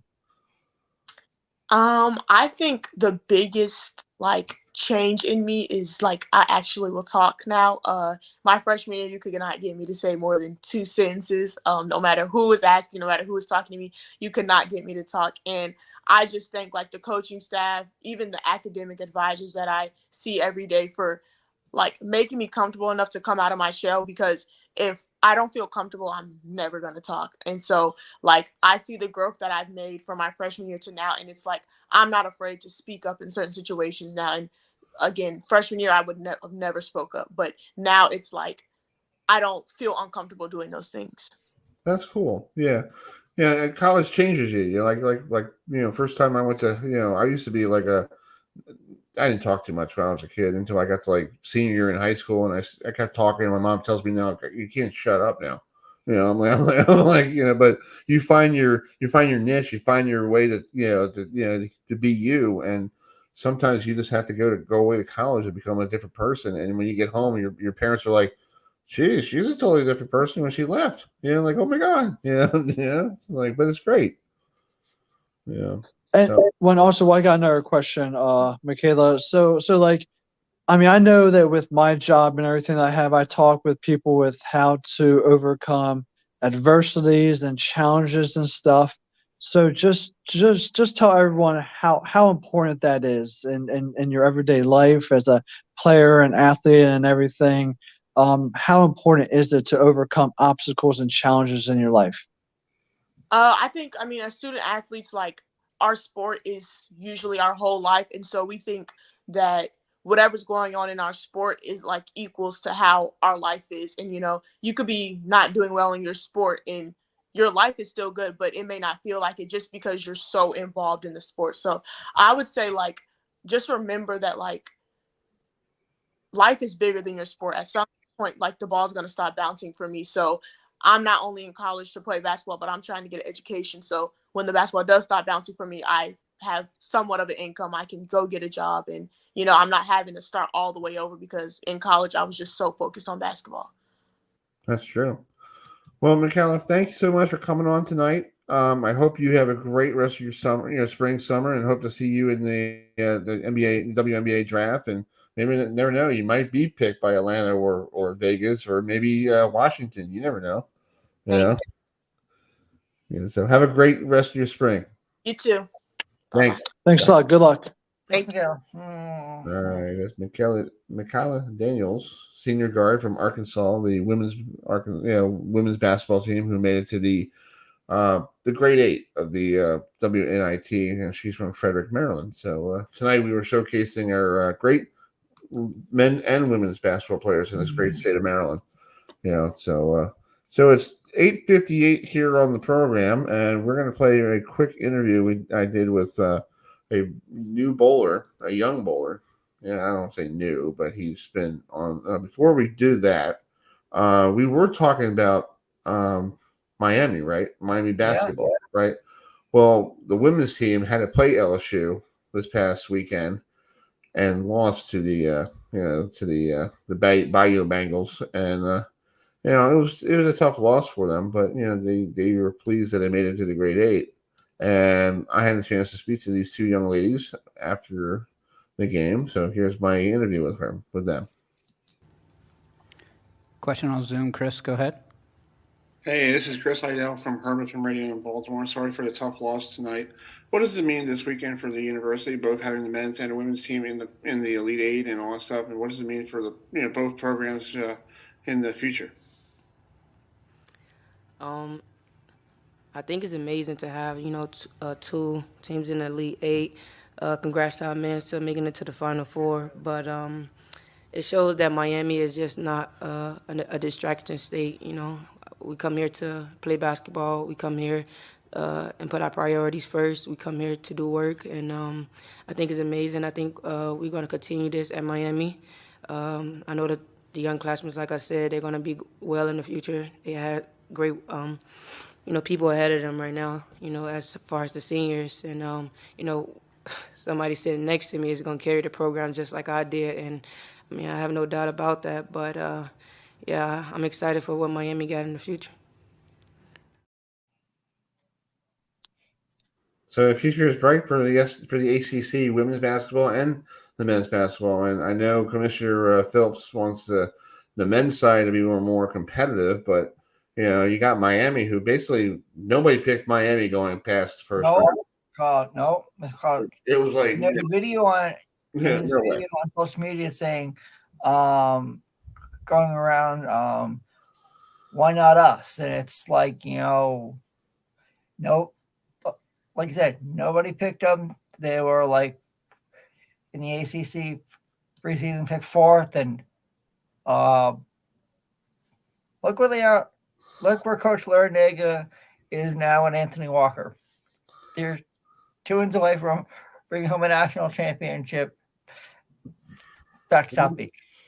Yeah, I think it's great, and like I said, it's also if you're commissioner, our good friend from the CAA, the commissioner, Coach, our commissioner there, he must be proud because these are two former, with the women's side, with Kenny Brooks, who is a former James Madison University women's basketball coach who took JMU women's basketball through the CAA really well, and Coach L, who spent time at George Mason, who put George Mason on the map, and I think George Mason has been trying to get back to that spot ever since, because of the when they made it to the Final Four, they haven't been there since then. But it's a great night, and you got to look at your two people representing the CAA, and if you're Commissioner Joe D'Antonio, you might be happy that you should be proud of that. You had these two coaches in your conference at one point and another, and he must be excited, and I think he should go down to Houston and give these guys a hello and thank you, from the I'll agree, Chris. I'll agree with that. Because they don't, they need to be, and I remember Coach Larry and Coach L coming to Towson Center playing Towson, and it was like the big bag George Mason team rolled in. It was big and bad, and it was like, they made it to the Final Four the year before that, and I'm like, okay, this is cool, but it's great that this league, the CAA, made these teams and made these coaches who they are. Yeah, I'll agree with that. Yeah. Another video. If you had a chance to on Saturday night watch the Sports Center, and somebody like myself was like channel surfing, it's like, let me go on the TV here, see what I can find. Drew Timmy, who is the Gonzaga forward, I had a chance to ask him a question after the tough loss to UConn, and portions of it was on ESPN. So I'd like to play you the full version of it. We're waiting for Dan Tortora to join us in 2 minutes. So let's play this real quick for you. So here's Timmy, Drew Timmy, who has been there for what, Matt, how many years? 9 years? Yeah, that's he's one of those players like, never quit, never like moved on. He stayed there for like, he had eligibility. So here's my interview with Drew after the tough loss. I'm from Christopher Heidel. Hey, this is Chris Heidel from Herberton Radio in Baltimore. Sorry for the tough loss tonight. This question is for Drew. Drew, you've been at Gonzaga for a very long time. I know you're going to probably take a couple months to think about your career. What would you think about your time at Gonzaga?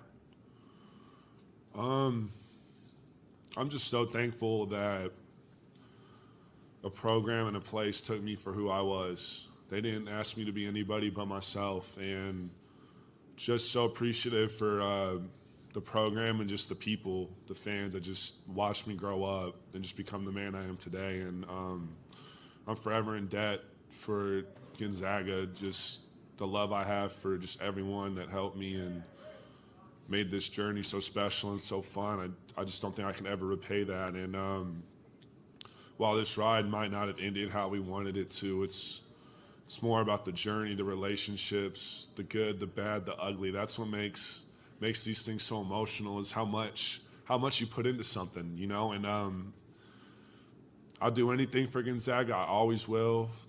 I mean, this isn't a goodbye. This is a see you later. I always want to be around the program, coach. Like, it's a special place. It's a special program. And, you know, I wouldn't want to do this with anyone else. I loved it here. Dan. Yes, he did. He loves it there. And Mark Few, who's been a coach there for a very long time, and he's been asked for different jobs, NBA jobs, different conferences, and I think Gonzaga one day will win a national title. I mean, Mark Few has done an outstanding job up there at the Capitol. I mean, he veers out there to a nurse 808 to watch a game from the Kendall in Spokane. You think it may be a small arena, but those Gonzaga students and fans, they go out and support that team very, very well. So called next year, watch as many Gonzaga games as you can, because Coach Few, like I said, incredible man. Yeah. Oh, well, Adam, he is. He's incredible. The team is incredible, and they play with a lot of emotion and energy and enthusiasm. Well, I do want to bring up one announcement for those of you on April 6th, the morning of April 6th, okay, the best tournament of them all, if you're a golf lover in Augusta, Georgia, okay, the flowers are blossoming. It's going to be beautiful, warm weather down there, okay, the Masters, okay. Just imagine the drive down Magnolia Lane. Okay, think about all the master champions. Okay, from the early days to current. Okay, April 6th, Masters tees off. Be there. Yeah, I will be watching. I will be watching. And I'll be watching too, and I'll be making sure I have my phone right next to me in my office at my job, and listening to some stuff. Really? Yeah. Hope no one's listening to that, but that's what I'm going to be doing. So I know this guy probably has a great golf game or a good putt-putt game. I was bringing our good friend Dan Tortora from Wake Up Call DT. What is your golf game? Do you have a good putt-putt game, or you have are you like a master on the putt-putt course there, Chief? I'm a closer, man. I'm Mariano Rivera when it comes to golf. You get me on the green, I'll bring you home. That's how it is. Okay, Dan. All right. So you putt for the dough, right? Yeah. I am. We've had some good tournaments these last couple of years where we've done captain and crew. So I enjoy it. I'm golfing more now than I have been, but yeah, putt golf. I'll do that. Like hit it off the house to the roof of another house, to the bird that's flying by, to come off the bird wing, to go and hit the gutter, and then have the dog grab it, run with it for a minute, drop it down perfectly so it goes right underneath the windmill into the hole. So yeah, we're good here. Hey, it's what are you Happy Gilmore? Yeah, that's what I was envisioning when I said that. So have you ever played 18 round of golf? Have I played what? Well, 18 holes, like not putt, but like golf. Yeah. We did captain and crew the last couple of years. That's cool. Awesome. So what's your take on the both men's and women's tournament? I know you follow more men's, and we do both here. It's great that the ACC has two teams in the Final Four. One for the women's side, Virginia Tech, who basically never thought and imagined that Virginia Tech women's basketball was going to be in the Final Four. And the same thing is for Miami. They didn't ever thought Miami was going to be there in this time of the year. Yeah, they thought they were going to be gone after a week, the second round. So, what's your take on the ACC from both sides? Well, I will correct you on something. We do talk women's and men's tournaments, D1, 2, and 3. So, Lemoyne University, right, Dan? What'd you say? I said Lemoyne University. Yeah, Lemoyne College D2 women's team made it for the second year in a row, 2 years under Mary Grimes, 2 times that she's had the chance, so she's 100%. And so, yeah, we talked about it today. I chose South Carolina over Iowa, but I really like Iowa's. I love their come up to where they are right now. Virginia Tech, I picked over LSU, so I have South Carolina, Virginia Tech in the championship. South Carolina, Dawn Staley bringing home another chip in this one. And then that's women's side. On the men's side, I have an all Florida championship. There you go. Nice. So, really? Whoa. Yeah, I'm very, very difficult move to not. I think UConn can win it all. I really do. I'm not going to be surprised if they do. So I picked Miami and FAU, and there's some heart in there for Larinaga because I just want to see him win a championship. But I very well could see FAU, UConn, and UConn winning it. So I'm not going to be surprised if UConn wins. But if FAU and Miami advance, then the state of Florida is going to be the champion and the runner-up. So I think that could be the deal. I no disrespect to San Diego State at all. I see FAU, and I think UConn has definitely had a road where they have dominated. But I think Larinaga and the Hurricanes are really hard to get by. Matt, hold on a second. You don't want San Diego State and Miami, the Duke Johnson final two, because Duke Johnson, The Rock, when he was with Miami, had a fight with San Diego State back in the early 90s. Yeah, I don't. I just feel like FAU's in it. I honestly think there's a really good shot it's going to be FAU UConn. My heart wants FAU Miami. And no offense to UConn, Larinaga he's such an incredible story. So is Dan Hurt. It's so hard because literally every one of these teams is like David this year in the David Goliath story. People don't respect UConn like they used to. Miami never made it. FAU never made it. San Diego State's never made it. No one from the Mountain West in general in the conference that San Diego State's in's ever made it. So this is like whoever wins, we win. Because how do you truly lose with a tournament that ends with these four? It's so hard to choose, and I don't feel like any of the nights are going to be a bad night. So, and I feel that way about the women too. LSU, Virginia Tech, Iowa. To see all of that, and then to see your blue blood in South Carolina. So the majority of the Final Four on both sides is just new faces and new experiences, which I think is going to lead for a lot of fans that aren't fans of any of these schools to kind of like latch on and pick somebody to cheer for, which is going to be kind of cool. But yeah, listen, this tournament I said going in was going to be insane, and it didn't. And it has been. And I will say this, Dan. Regarding Iowa, there's a lady on there.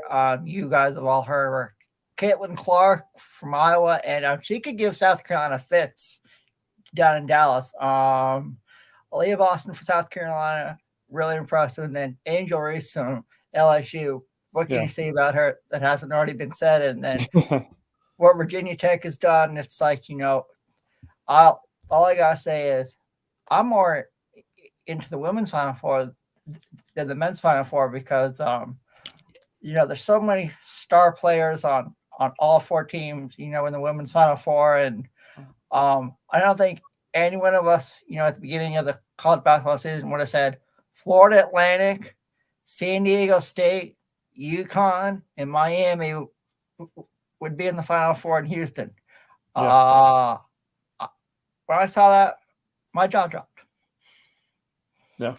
No, it's definitely set up to be a fantastic story. Oh yeah. On both sides. So this coming Friday, Saturday, Sunday, and Monday, I hope people are tuned in. And I also hope people down in Texas make a trip to both. I love the fact that they put the men in Houston, the women in Dallas, so that there's an opportunity that people will maybe go to the women's before the men's and have that nice connection between the two, which I think the women deserve it, because there's no reason why March Madness shouldn't be as heavily populated in the stands for both of these tournaments.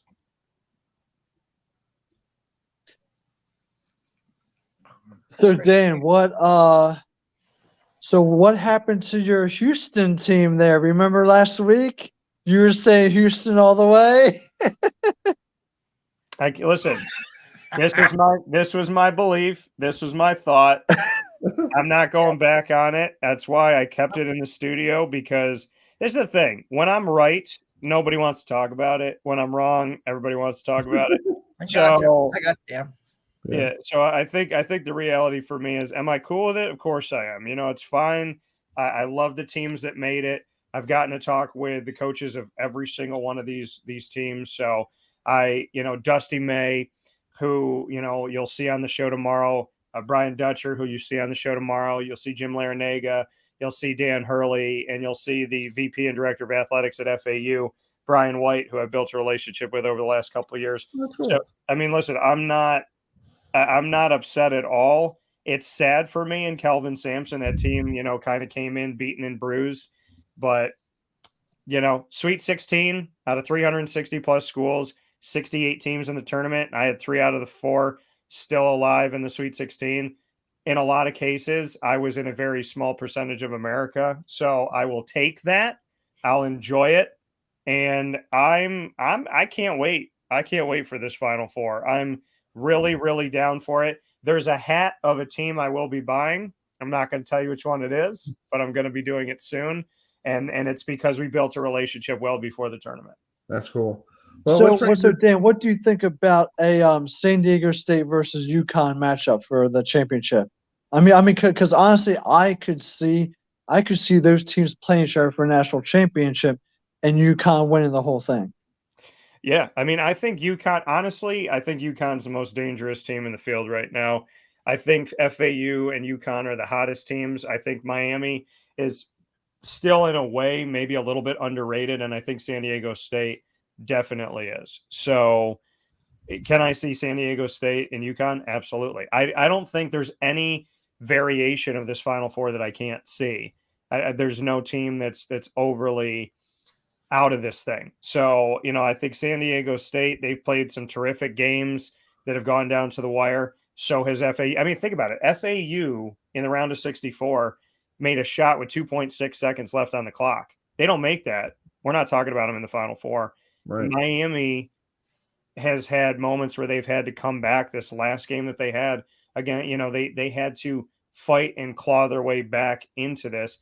UConn's really the only team that's just been wreaking havoc on everybody, winning by double-digit margins. So, can I see San Diego State and UConn? Yeah. Again, I think UConn, feet to the fire, has the best chance of winning this. And I think FAU, I would put second. Miami, and like I said, I just, as my heart for Larinaga, I think if I had to pick today, it's UConn, FAU, Miami, San Diego State. And it's no disrespect to anybody, because that margin is very small. Right. Well, Adam, do you want to welcome in the voice? I sure will. It's called Our Next Guest. Has a legendary broadcasting career. He has covered college basketball, college football for networks like ESPN, the New England Sports Network. He's covered the New York Knicks, and now he's the voice of the UConn men's basketball team. So let's welcome in the voice, our good friend Mike Crispino. So Mike, what's the atmosphere in stores like tonight? Well, we had a baseball game there this afternoon against Boston College, and all anybody was talking about was the basketball team. Yeah, understandable. UConn's had success, obviously, in the past since '99. They've won 4 national championships. No one can say that. But it's been a rough go since the 2014 championship. They took a dip downwards, didn't go to the tournament for a few years in a row, and have gotten back there in the last 3 years and hadn't won a game in the tournament over the last couple of years. So when this season, ended with a loss against Marquette in the Big East semifinals, everyone was kind of prepared for a letdown, right? They felt like, okay, great season, won 25 games, but couldn't get by Marquette in the semifinal game. So no one really knew what UConn was capable of, and including me, including the guys that watch the team every day, including the coaching staff. Maybe I don't know, but I think they now know that UConn is a force to be reckoned with, and they're going to be tough to beat. I mean, somebody's going to have to play their A game, and UConn's going to have to play their B game, I think, for somebody to knock them off. And Miami could do it. It could happen on Saturday night. We don't know. But the way they're playing right now, UConn looks like a team a team of destiny. But you get a whole week off between winning that Western region and the next game, and a lot can happen in a week. You can lose your edge. Things can change. Obviously, you hope no injuries happen, but it's just the way they've been playing has been so magnificent, really, that you almost I get superstitious a little bit and say, well, can they keep playing like this? Well, so far, so good in the NCAA tournament. Yeah. Dan, you have a question for Mike, because you were there in Albany. You saw UConn play in person. So what's your take from your standpoint when you saw them in Albany? Yeah, Mike, I would love to, Dan Tortora here, and I'd love to get your thoughts on, like you speaking on going throughout this season and this being a team of destiny. As you have watched these games and seen the team evolve, what have been the biggest pieces that have stuck out to you in the evolution of this team to be the only team stepping into the Final Four that's winning by a double-digit margin? Well, they've scored early in the season. They were scoring 85 to 90 points most nights against non-conference competition. Then they got into the Big East, and they were suddenly scoring 73, 74 a night. So suddenly their margins weren't as strong as they were early in the year when they were winning the Phil Knight event out in Portland, beating teams like Alabama and Iowa State and Oregon by, double digits. So the margin for error was different for them in the Big East, and they lost some games on the road. They got outshot at the free throw line. They had poor shooting performances by Jordan Hawkins. So they lost at Xavier. They lost at Providence. They lost at Marquette. They lost at Seton Hall at the buzzer. So they weren't the same team. They weren't scoring as well. They weren't defending quite as well. They weren't even rebounding as well. So they lost 6 out of 8 games. They got it together, I think, after losing to St. John's in Hartford. They lost by double digits to them, and you started to really worry that this thing has gone off the rails, and they weren't going to get it together again. But I think Dan Hurley did an excellent job of kind of restructuring what he was doing with Andre Jackson. And Andre is really the linchpin of this team. Handles the ball a lot, rebounds, passes, defends the best player. I mean, he's almost their MVP. They've got a really deep team, but he's really their MVP. And I think he figured out a little something to do with Andre Jackson, because he's not a great three-point shooter, and teams stopped guarding him. Like Xavier didn't even guard him, and that got into Jackson's head. He started taking shots that were open, but he wasn't making them. So that got the UConn in trouble. And I think Dan and the coaching staff started figuring out ways to make Andre Jackson more of a playmaker. Don't worry about if he scores 6 points or 16 points. Just let him play make and let him defend and let him rebound and let him get in the open court, where he's a terrific player. So I think they got back on track. They beat Georgetown. They beat DePaul on the road. 2 teams that weren't very good this year, but they needed to win on the road. They hadn't been winning on the road. So they won on the road, and they got it back together. And by the time they got to New York, you felt like they had a good chance to maybe win that tournament. But Marquette was better on the night they played the semifinals, and they did a great job, Marquette, of defending UConn. They held them to 68 points, and they won the game by 2. But even though UConn got outplayed that night, they had a chance to win the game. And that's what I started to see in the last maybe month. Even when they didn't play well, they still had a chance to win the game.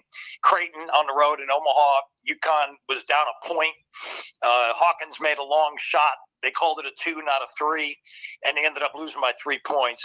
And after that, they seemed to take off, starting with Iona in Albany. I know, anybody who was in Albany, the first half by Iona was impressive. They were only down 2 points. UConn took care of business in the second half and ran away. Then St. Mary's, a team that keeps you in the 60s all the time, the way they control the tempo. UConn took care of business with them in the second half. And they've had these runs. They have these kill shot runs that people talk about. They've had 28 of them this year where they've scored 10 straight points or more. Sometimes it's 14 in a row. Sometimes it's 16 in a row. Stuff that changes a game from a 2-point game to a 16-point lead where you just – if you're the team that's getting hit like that with a haymaker, it's hard to recover from that. And college level, it's different. The NBA, they get hit with runs like that constantly, and they bounce back. Teams come back from 20 to win constantly. That doesn't happen in college very often. It's just a different game. It's only a 40-minute game, not 48 for one thing. But I just feel like they've started to have those runs where they overwhelm teams with their defense. They turn it into offense, and bang, bang, bang, they hit 4 baskets in a row, and suddenly you're down 12 when you're down by 4. So that's what they've been doing certainly for the NCAA tournament. Yeah. Mike, you have a kid from Gaithersburg, Maryland, and Jordan Hawkins, who basically a sophomore, but he tore it up there in the that regional on Saturday night. It was the regional MVP. So what's it like watching him every night, on the broadcast? Well, we expect a lot from him because he's a great shooter. There are nights when he's not a great shooter, though. They're fewer and far between lately because I think he's realized, how important he is to their success. And the team continues to pump him up. I mean, even when he's not shooting well, he's had a couple of first halves where he went over, did not score a point. He went back in the locker room. The team got behind him. They pumped him up, and he came back out and knocked down 3 or 4 shots and game over. So he's one of those guys that's got the ability to light it up. And in college, you don't see it as much. I mean, he's got such great shooting ability. He's got range. He's got athleticism. He can get to the basket. He's a fabulous, free throw shooter. So if you foul him, that's not working because he makes about 85, 89% of his free throws. So he's got all that offensive ability. And with guys like Andre Jackson looking for him and Tristan Newton finding him when he comes off a screen, he's a very dangerous player. I mean, anybody that's going to beat UConn here on this weekend coming up is going to have to do something to slow him down, because if he gets in a groove and he starts knocking them down, it usually spells doom for the other team. And so that's the way it's been going lately for UConn and for Jordan Hawkins. Yeah. Matt, you got a question for Mike? Go ahead. Yes. So talk about UConn's dominance throughout this tournament. I mean, they have really just blown out their opponents and just really put their will and just really offensively and defensively from time to time really gone ahead and had a strong force on the court. So just talk about their dominance. Well, they're deep. They got 9 men to play, and at least 8 of them contribute offensively pretty much every night. So 5 minutes to the game and comes off the court. Donovan Clingan, 7'2" center freshman, comes in, and he usually has an impact. Either he blocks shots, gets a bunch of rebounds. He's only averaging about 13 minutes a game, but the guy averages 8 points and 6 rebounds and 2 blocks. I mean, he's very productive in a short period of time. And the main thing with that is it gives Sanogo extra rest, and it gives him fresh legs. And I think we're seeing that in this tournament. I think Sanogo, if I'm correct on this, scored 70 points and had 25 rebounds or something like that in the first 3 games.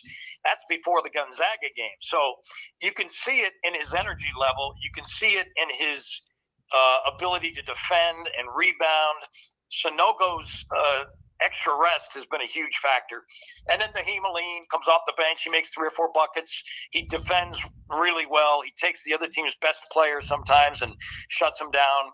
And Joey Calcaterra, he went through a slump in the middle of the year in January, February, where he couldn't hit a thing.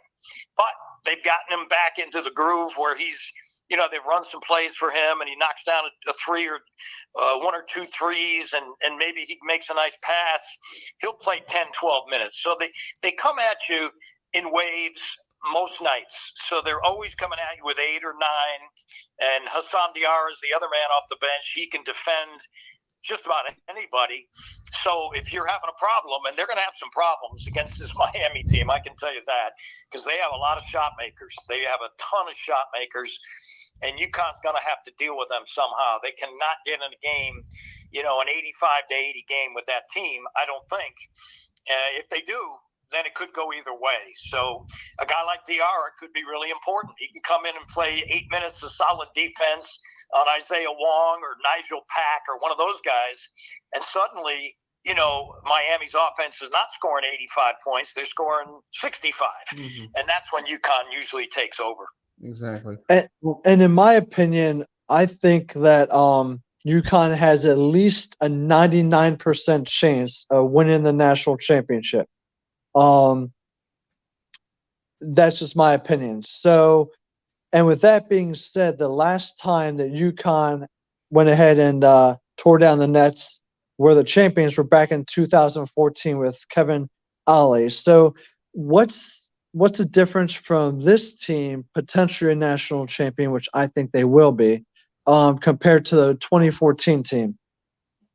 Well, the 2014 team had some veteran players. They did not score a lot of points. I think I just read something the other day where they won that tournament without scoring more than 65 points in any game. So they were not as offensively potent as this team is. And I'm not even sure that team was a great defensive team. They were just together. They had veteran guys who had won before, and it all came together for them in the NCAA tournament. To win a tournament like that, win 6 straight games without scoring more than 65 points in a game, you got to be doing something right, and things have to be bouncing your way. This team under Dan Hurley, I think they're more prepared than any college team I've seen. And I've been around St. John's prior to this, and then I did the Knicks for a bunch of years as on the pro level.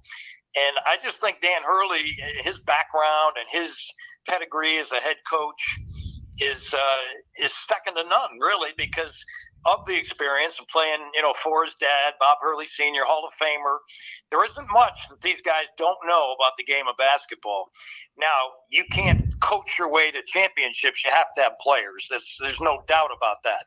But I do feel like, having been around these guys now the last 5 years since Dan came on board, they leave no stone unturned, and they're always trying to get better in terms of, offensive playmaking, defensive strategies, things that they do against certain teams. Just an example, they bounced back. They lost to Providence. They lost to them. They lost to Marquette in Milwaukee. They lost to St. John's in Hartford. They came back each time. Next time they played those teams, they took care of business. They beat them by 15 to 20 points. I think that's coaching to me. That's saying, look what we did. Look what they did to us. Now, how do we change it? And that's the thing that I think Dan and Luke Murray, who's his assistant, Tom Moore, who's on those championship teams, coaching with Jim Calhoun, and Kamani Young is one of the best young guys in the business at scouting and recruiting. I think those 4 guys, they don't miss much. I read their chalkboards every day, and certainly at game nights, and I see what they put up there, and I look at it and I go, there isn't much that you can figure out in terms of playing against UConn that they don't know about. So I think that's an advantage. I don't give them 99% chance of winning, but right now, they're playing the best basketball. Let's see if they can do it 2 more times on the weekend in Houston. Exactly. Well, Mike, thanks so much for coming on tonight, and have a safe trip to Houston, and we'll be pulling for you, and hopefully we'll talk to you soon. All right, guys. Thanks so much. Appreciate it. See you. Bye. Thanks a lot. All right, that's the voice of UConn men's basketball, Mike Crispo, will be joining us tonight. So, Dan, thanks for joining us. And what's your final take on this Final Four? You know, you're not going to tell anybody until what, Friday or Saturday? No, I mean, I said it today on the show. I picked Virginia Tech on the women's side going up against South Carolina champion. And on the men's side, I picked FAU and Miami, with Miami being the champion. But I'm telling you right now, if UConn wins this championship, let it be known that I said this on the air on multiple shows. I will not be surprised. Dan Hurley and this team are a nightmare to any team that they play. Exactly. And they're hot right now. Everything's rolling. You know, like you said in the postseason, once you get hot, you just keep rolling. You know, and they're just doing everything right. Yeah, Dan Hurley's awesome. I mean, like his ability to coach and his tenacity and Larinaga's love and just like spirit, and then Dusty May, just that like it's like this childlike wonderment and just beauty and just appreciation for everything. And then you have Brian Dutcher, who's just he's like the elder statesman, and every single one of these teams has a personality, and I wish they could all win. I really do. Exactly. So Dan, what's on the show tomorrow? You got the coaches you talked to today.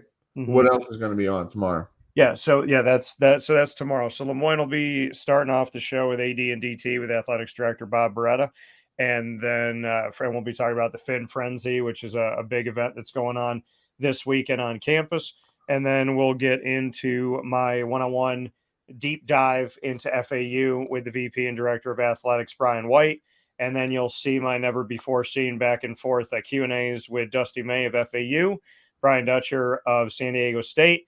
And then I will be replaying one of our videos that has been carried very well throughout the country, which is Jim Larinaga defending the ACC. And then I'll also be unveiling my Q&A with the head coach of UConn, Dan Hurley, in celebration of the run to where they've gotten to. So tomorrow is going to be a Final Four bonanza, and we're also going to have some Lemoyne stuff going on. And I'm really excited to share these stories with everybody. And for those of you that are just getting to know FAU, or maybe you've been fans forever, tomorrow's broadcast is going to reach into so many different places about Florida Atlantic. So if you don't know, you're going to get to know. And if you do know, then I would hope that you appreciate how we tell the story. Yep. Well, I'm off to pro day tomorrow for Maryland, so that's going to be fun to see all these scouts down at College Park with the players running for 40-yard dashes and all that stuff. So that'll be fun. And you were at Syracuse Pro Day, weren't you, Dan? Yeah. So I was at Syracuse Pro Day. Garrett Williams was there. Some stuff in the weight room, and so that's what he did for the day. Sean Tucker did not participate, and Matt Bergeron, offensive tackle, did participate. A lot of teams worked him out, including my Jacksonville Jaguars. And got to put that in there. And then my guy, Mikel Jones, linebacker for the team, got his work in as well. So there's a lot of good stuff. I got to shout out my kicker, the Lou Groza Award, nation's top kicker. A lot of great kickers have come through Syracuse that have played in the NFL. Gary Anderson, Alindo Mare. I think one of my favorites that's not spoken about a lot, Nate Trout, and Andre Schmidt. Fantastic. He was kicking throughout a lot of pro day, and Aaron Belinsky, our long snapper, was in there as well. So it was a nice pro day. It was a good time. There's a lot of good stuff coming up, a lot of great conversations I got to have with the guys. And I want to shout out Bergeron for doing what my shirt says. He's from Canada. And so he has been very well representing the wonderful, wonderful country of Canada. So I want to shout him out because Syracuse got a little pipeline with Canada right now. Nice. And I'm going to try to talk to Travis Etienne on Saturday down here in Baltimore. They have the Ed Black Coach Awards. So, oh, nice. Yeah. Travis is fun. Had him at Clemson, had him in Jacksonville, and he has been a wonderful. So if I drop your name, does he know you? We've talked a few times. I don't know. I don't know where his mind's going to be at tomorrow. But we've had a few conversations. I will say my favorite part of this year in the locker room was going up to Trevor Lawrence, and I covered him too at Clemson. Going up to Trevor and congratulating him and him, being really humble and kind about it.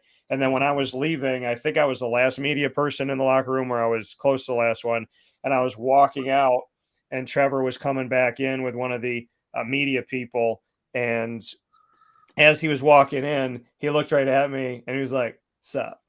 So like, I appreciate little moments like that. Trevor's a cool guy and just an awesome, awesome leader. And I'm so spoiled to have him in Jacksonville. So, and we're making moves. We are making moves. Yep. And I think we're You going to are. make it. You are. Go ahead. What? What happened?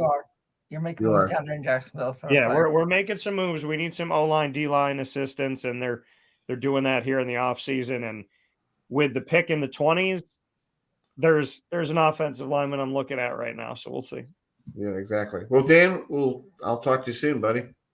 Yeah, man, I'll talk with you all soon. I hope you all have a good rest of the week. And thank you as always for letting me jump on here. Yes, sir. And I'm going to say it one more time just for the sake of it. Houston over everything. Calvin Sampson, you know that I love you, okay? Except Houston's not in it anymore, but that's all right. Yeah, that's awesome. Well, because this is the thing. Most media people change their picks and then delete their posts. I stick by my pick. Yes, you do. Yes, you do, Dan. I You stick do. by Houston over everything. So shout out to Calvin Sampson and the crew. Thank you for everything you've done for the American Athletic Conference. With that being said, this Final Four is going to be nuts. And I genuinely cannot wait to see what happens. We have had instant classics throughout this entire tournament in every round.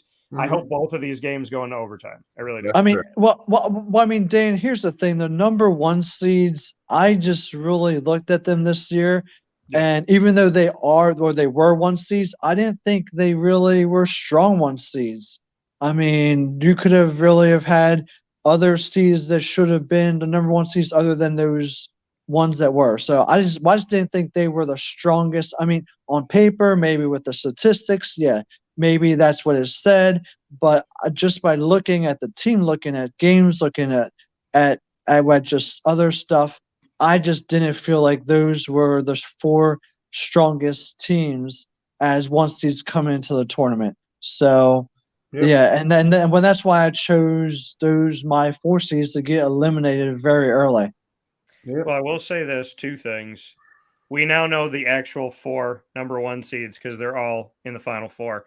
The other statement is Fairleigh Dickinson deserved that 1 seed in the East region. That's all I'm saying. That's all I'm saying. That's all I'm saying. They took him down. By the way, watch Brian White. Watch Brian White on the show tomorrow because we're going to talk about that David versus David. There was no Goliath in FDU versus FAU, and how difficult it was for FAU to go up against the FDU supporters because there was a lot of fans that became fans that weekend, and they made life hard for FAU. Oh, boy. All right, buddy. Talk to you soon. Take care. Well, thanks a lot, Dan, for coming on. Yeah, thanks, Dan. That's Dan Tortora from Wake Up Call DT. You'll see him tomorrow morning at 9 a.m. on YouTube. Well, we're going to wrap up the show. We'll see you guys next Tuesday night. We're over the power company is going to start telling me to turn off the TV. Yeah. So next Tuesday night, April 4th. We're in April now, folks. 7:30, and we'll recap the Final Four. We'll bring Dan back on to recap the Final Four. We just had fun with them all this whole tournament. We'll talk. Ed Black Courage Awards. I'll try to get some pro stuff tomorrow at Pro Day if I make it down there. It all depends on how I feel in the morning with the early start I had today. When you guys were sleeping, I was up. Well, and actually, Chris, we're going to be able to not just recap the Final Four, but look at the championship game as well, because that's going to happen on April 3rd. Yeah, the Sunday game. Yeah, the women's tournament. And we'll have everything. We'll wrap up everything and get ready for a new month of April. And I want to say for the first person out there, I am Lamar Jackson's agent. Just let you know. Yeah. I'm kidding. I'm just joking, everybody. But there's Lamar Jackson. Your face were like, yeah. I went to work the other day and said that. It was hilarious. But we'll leave you tonight with Coach Larry Nanick, Coach L. I talked to him the other day from when he was in Kansas City about how great the DMV, because we talked about the DMV tonight with everybody from Maryland to DC. So we'll see you all next Tuesday night. So here's Coach Hill, and I had a chance to speak to him last week. Have a good night, everybody. Hi, you guys can hear me? Yes, we Chris can Heidel from hear Herbison you. Radio. Can you hear me? We can hear you now. Go ahead. Hi, Coach Larry Naga. This is Chris Heidel from Herbison Radio in Baltimore. How you doing? Yeah, good. You have a kid from Perry Hall, Maryland, and Anthony Walker. You do a really good job recruiting around the Baltimore metro area, DC, and all that. Why are there good players in this area? Oh. Hi, you guys can hear me? Hold on, hit the wrong button. Let's try again. Hi, you guys can hear me? Yes, we Chris can. Heidel We from can hear Herbison you. Radio. Can you hear me? We can hear you now. Go ahead. Hi, Coach Larry Naga. This is Chris Heidel from Herbison Radio in Baltimore. How you doing? Yeah, good. You have a kid from Perry Hall, Maryland, and Anthony Walker. You do a really good job recruiting around the Baltimore metro area, DC, and all that. Why are there good players in this area? Oh, that's easy. The DMV, as we all know it, the District of Columbia, Maryland, and Northern Virginia, is the most fertile land for recruiting that there is in the entire country. If you go from Baltimore south into any area of Maryland, Washington, D.C., and into Northern Virginia, there are tremendous prospects, a volume of prospects that every school in the country comes to that area to recruit. And when I was at George Mason, we made a run to the Final Four in 2006, and 8 of our players came from the DMV. So at Miami, we always made it a priority to stay in touch with our network of friends in the DC area, high school coaches, AAU coaches, former players, and we have now 3 players from the DMV, 4. Anthony Walker is one, and a senior, terrific young man. Jakai Robinson, Christian Watson, and Favor Ire, all played in the DMV. Folks, see you later.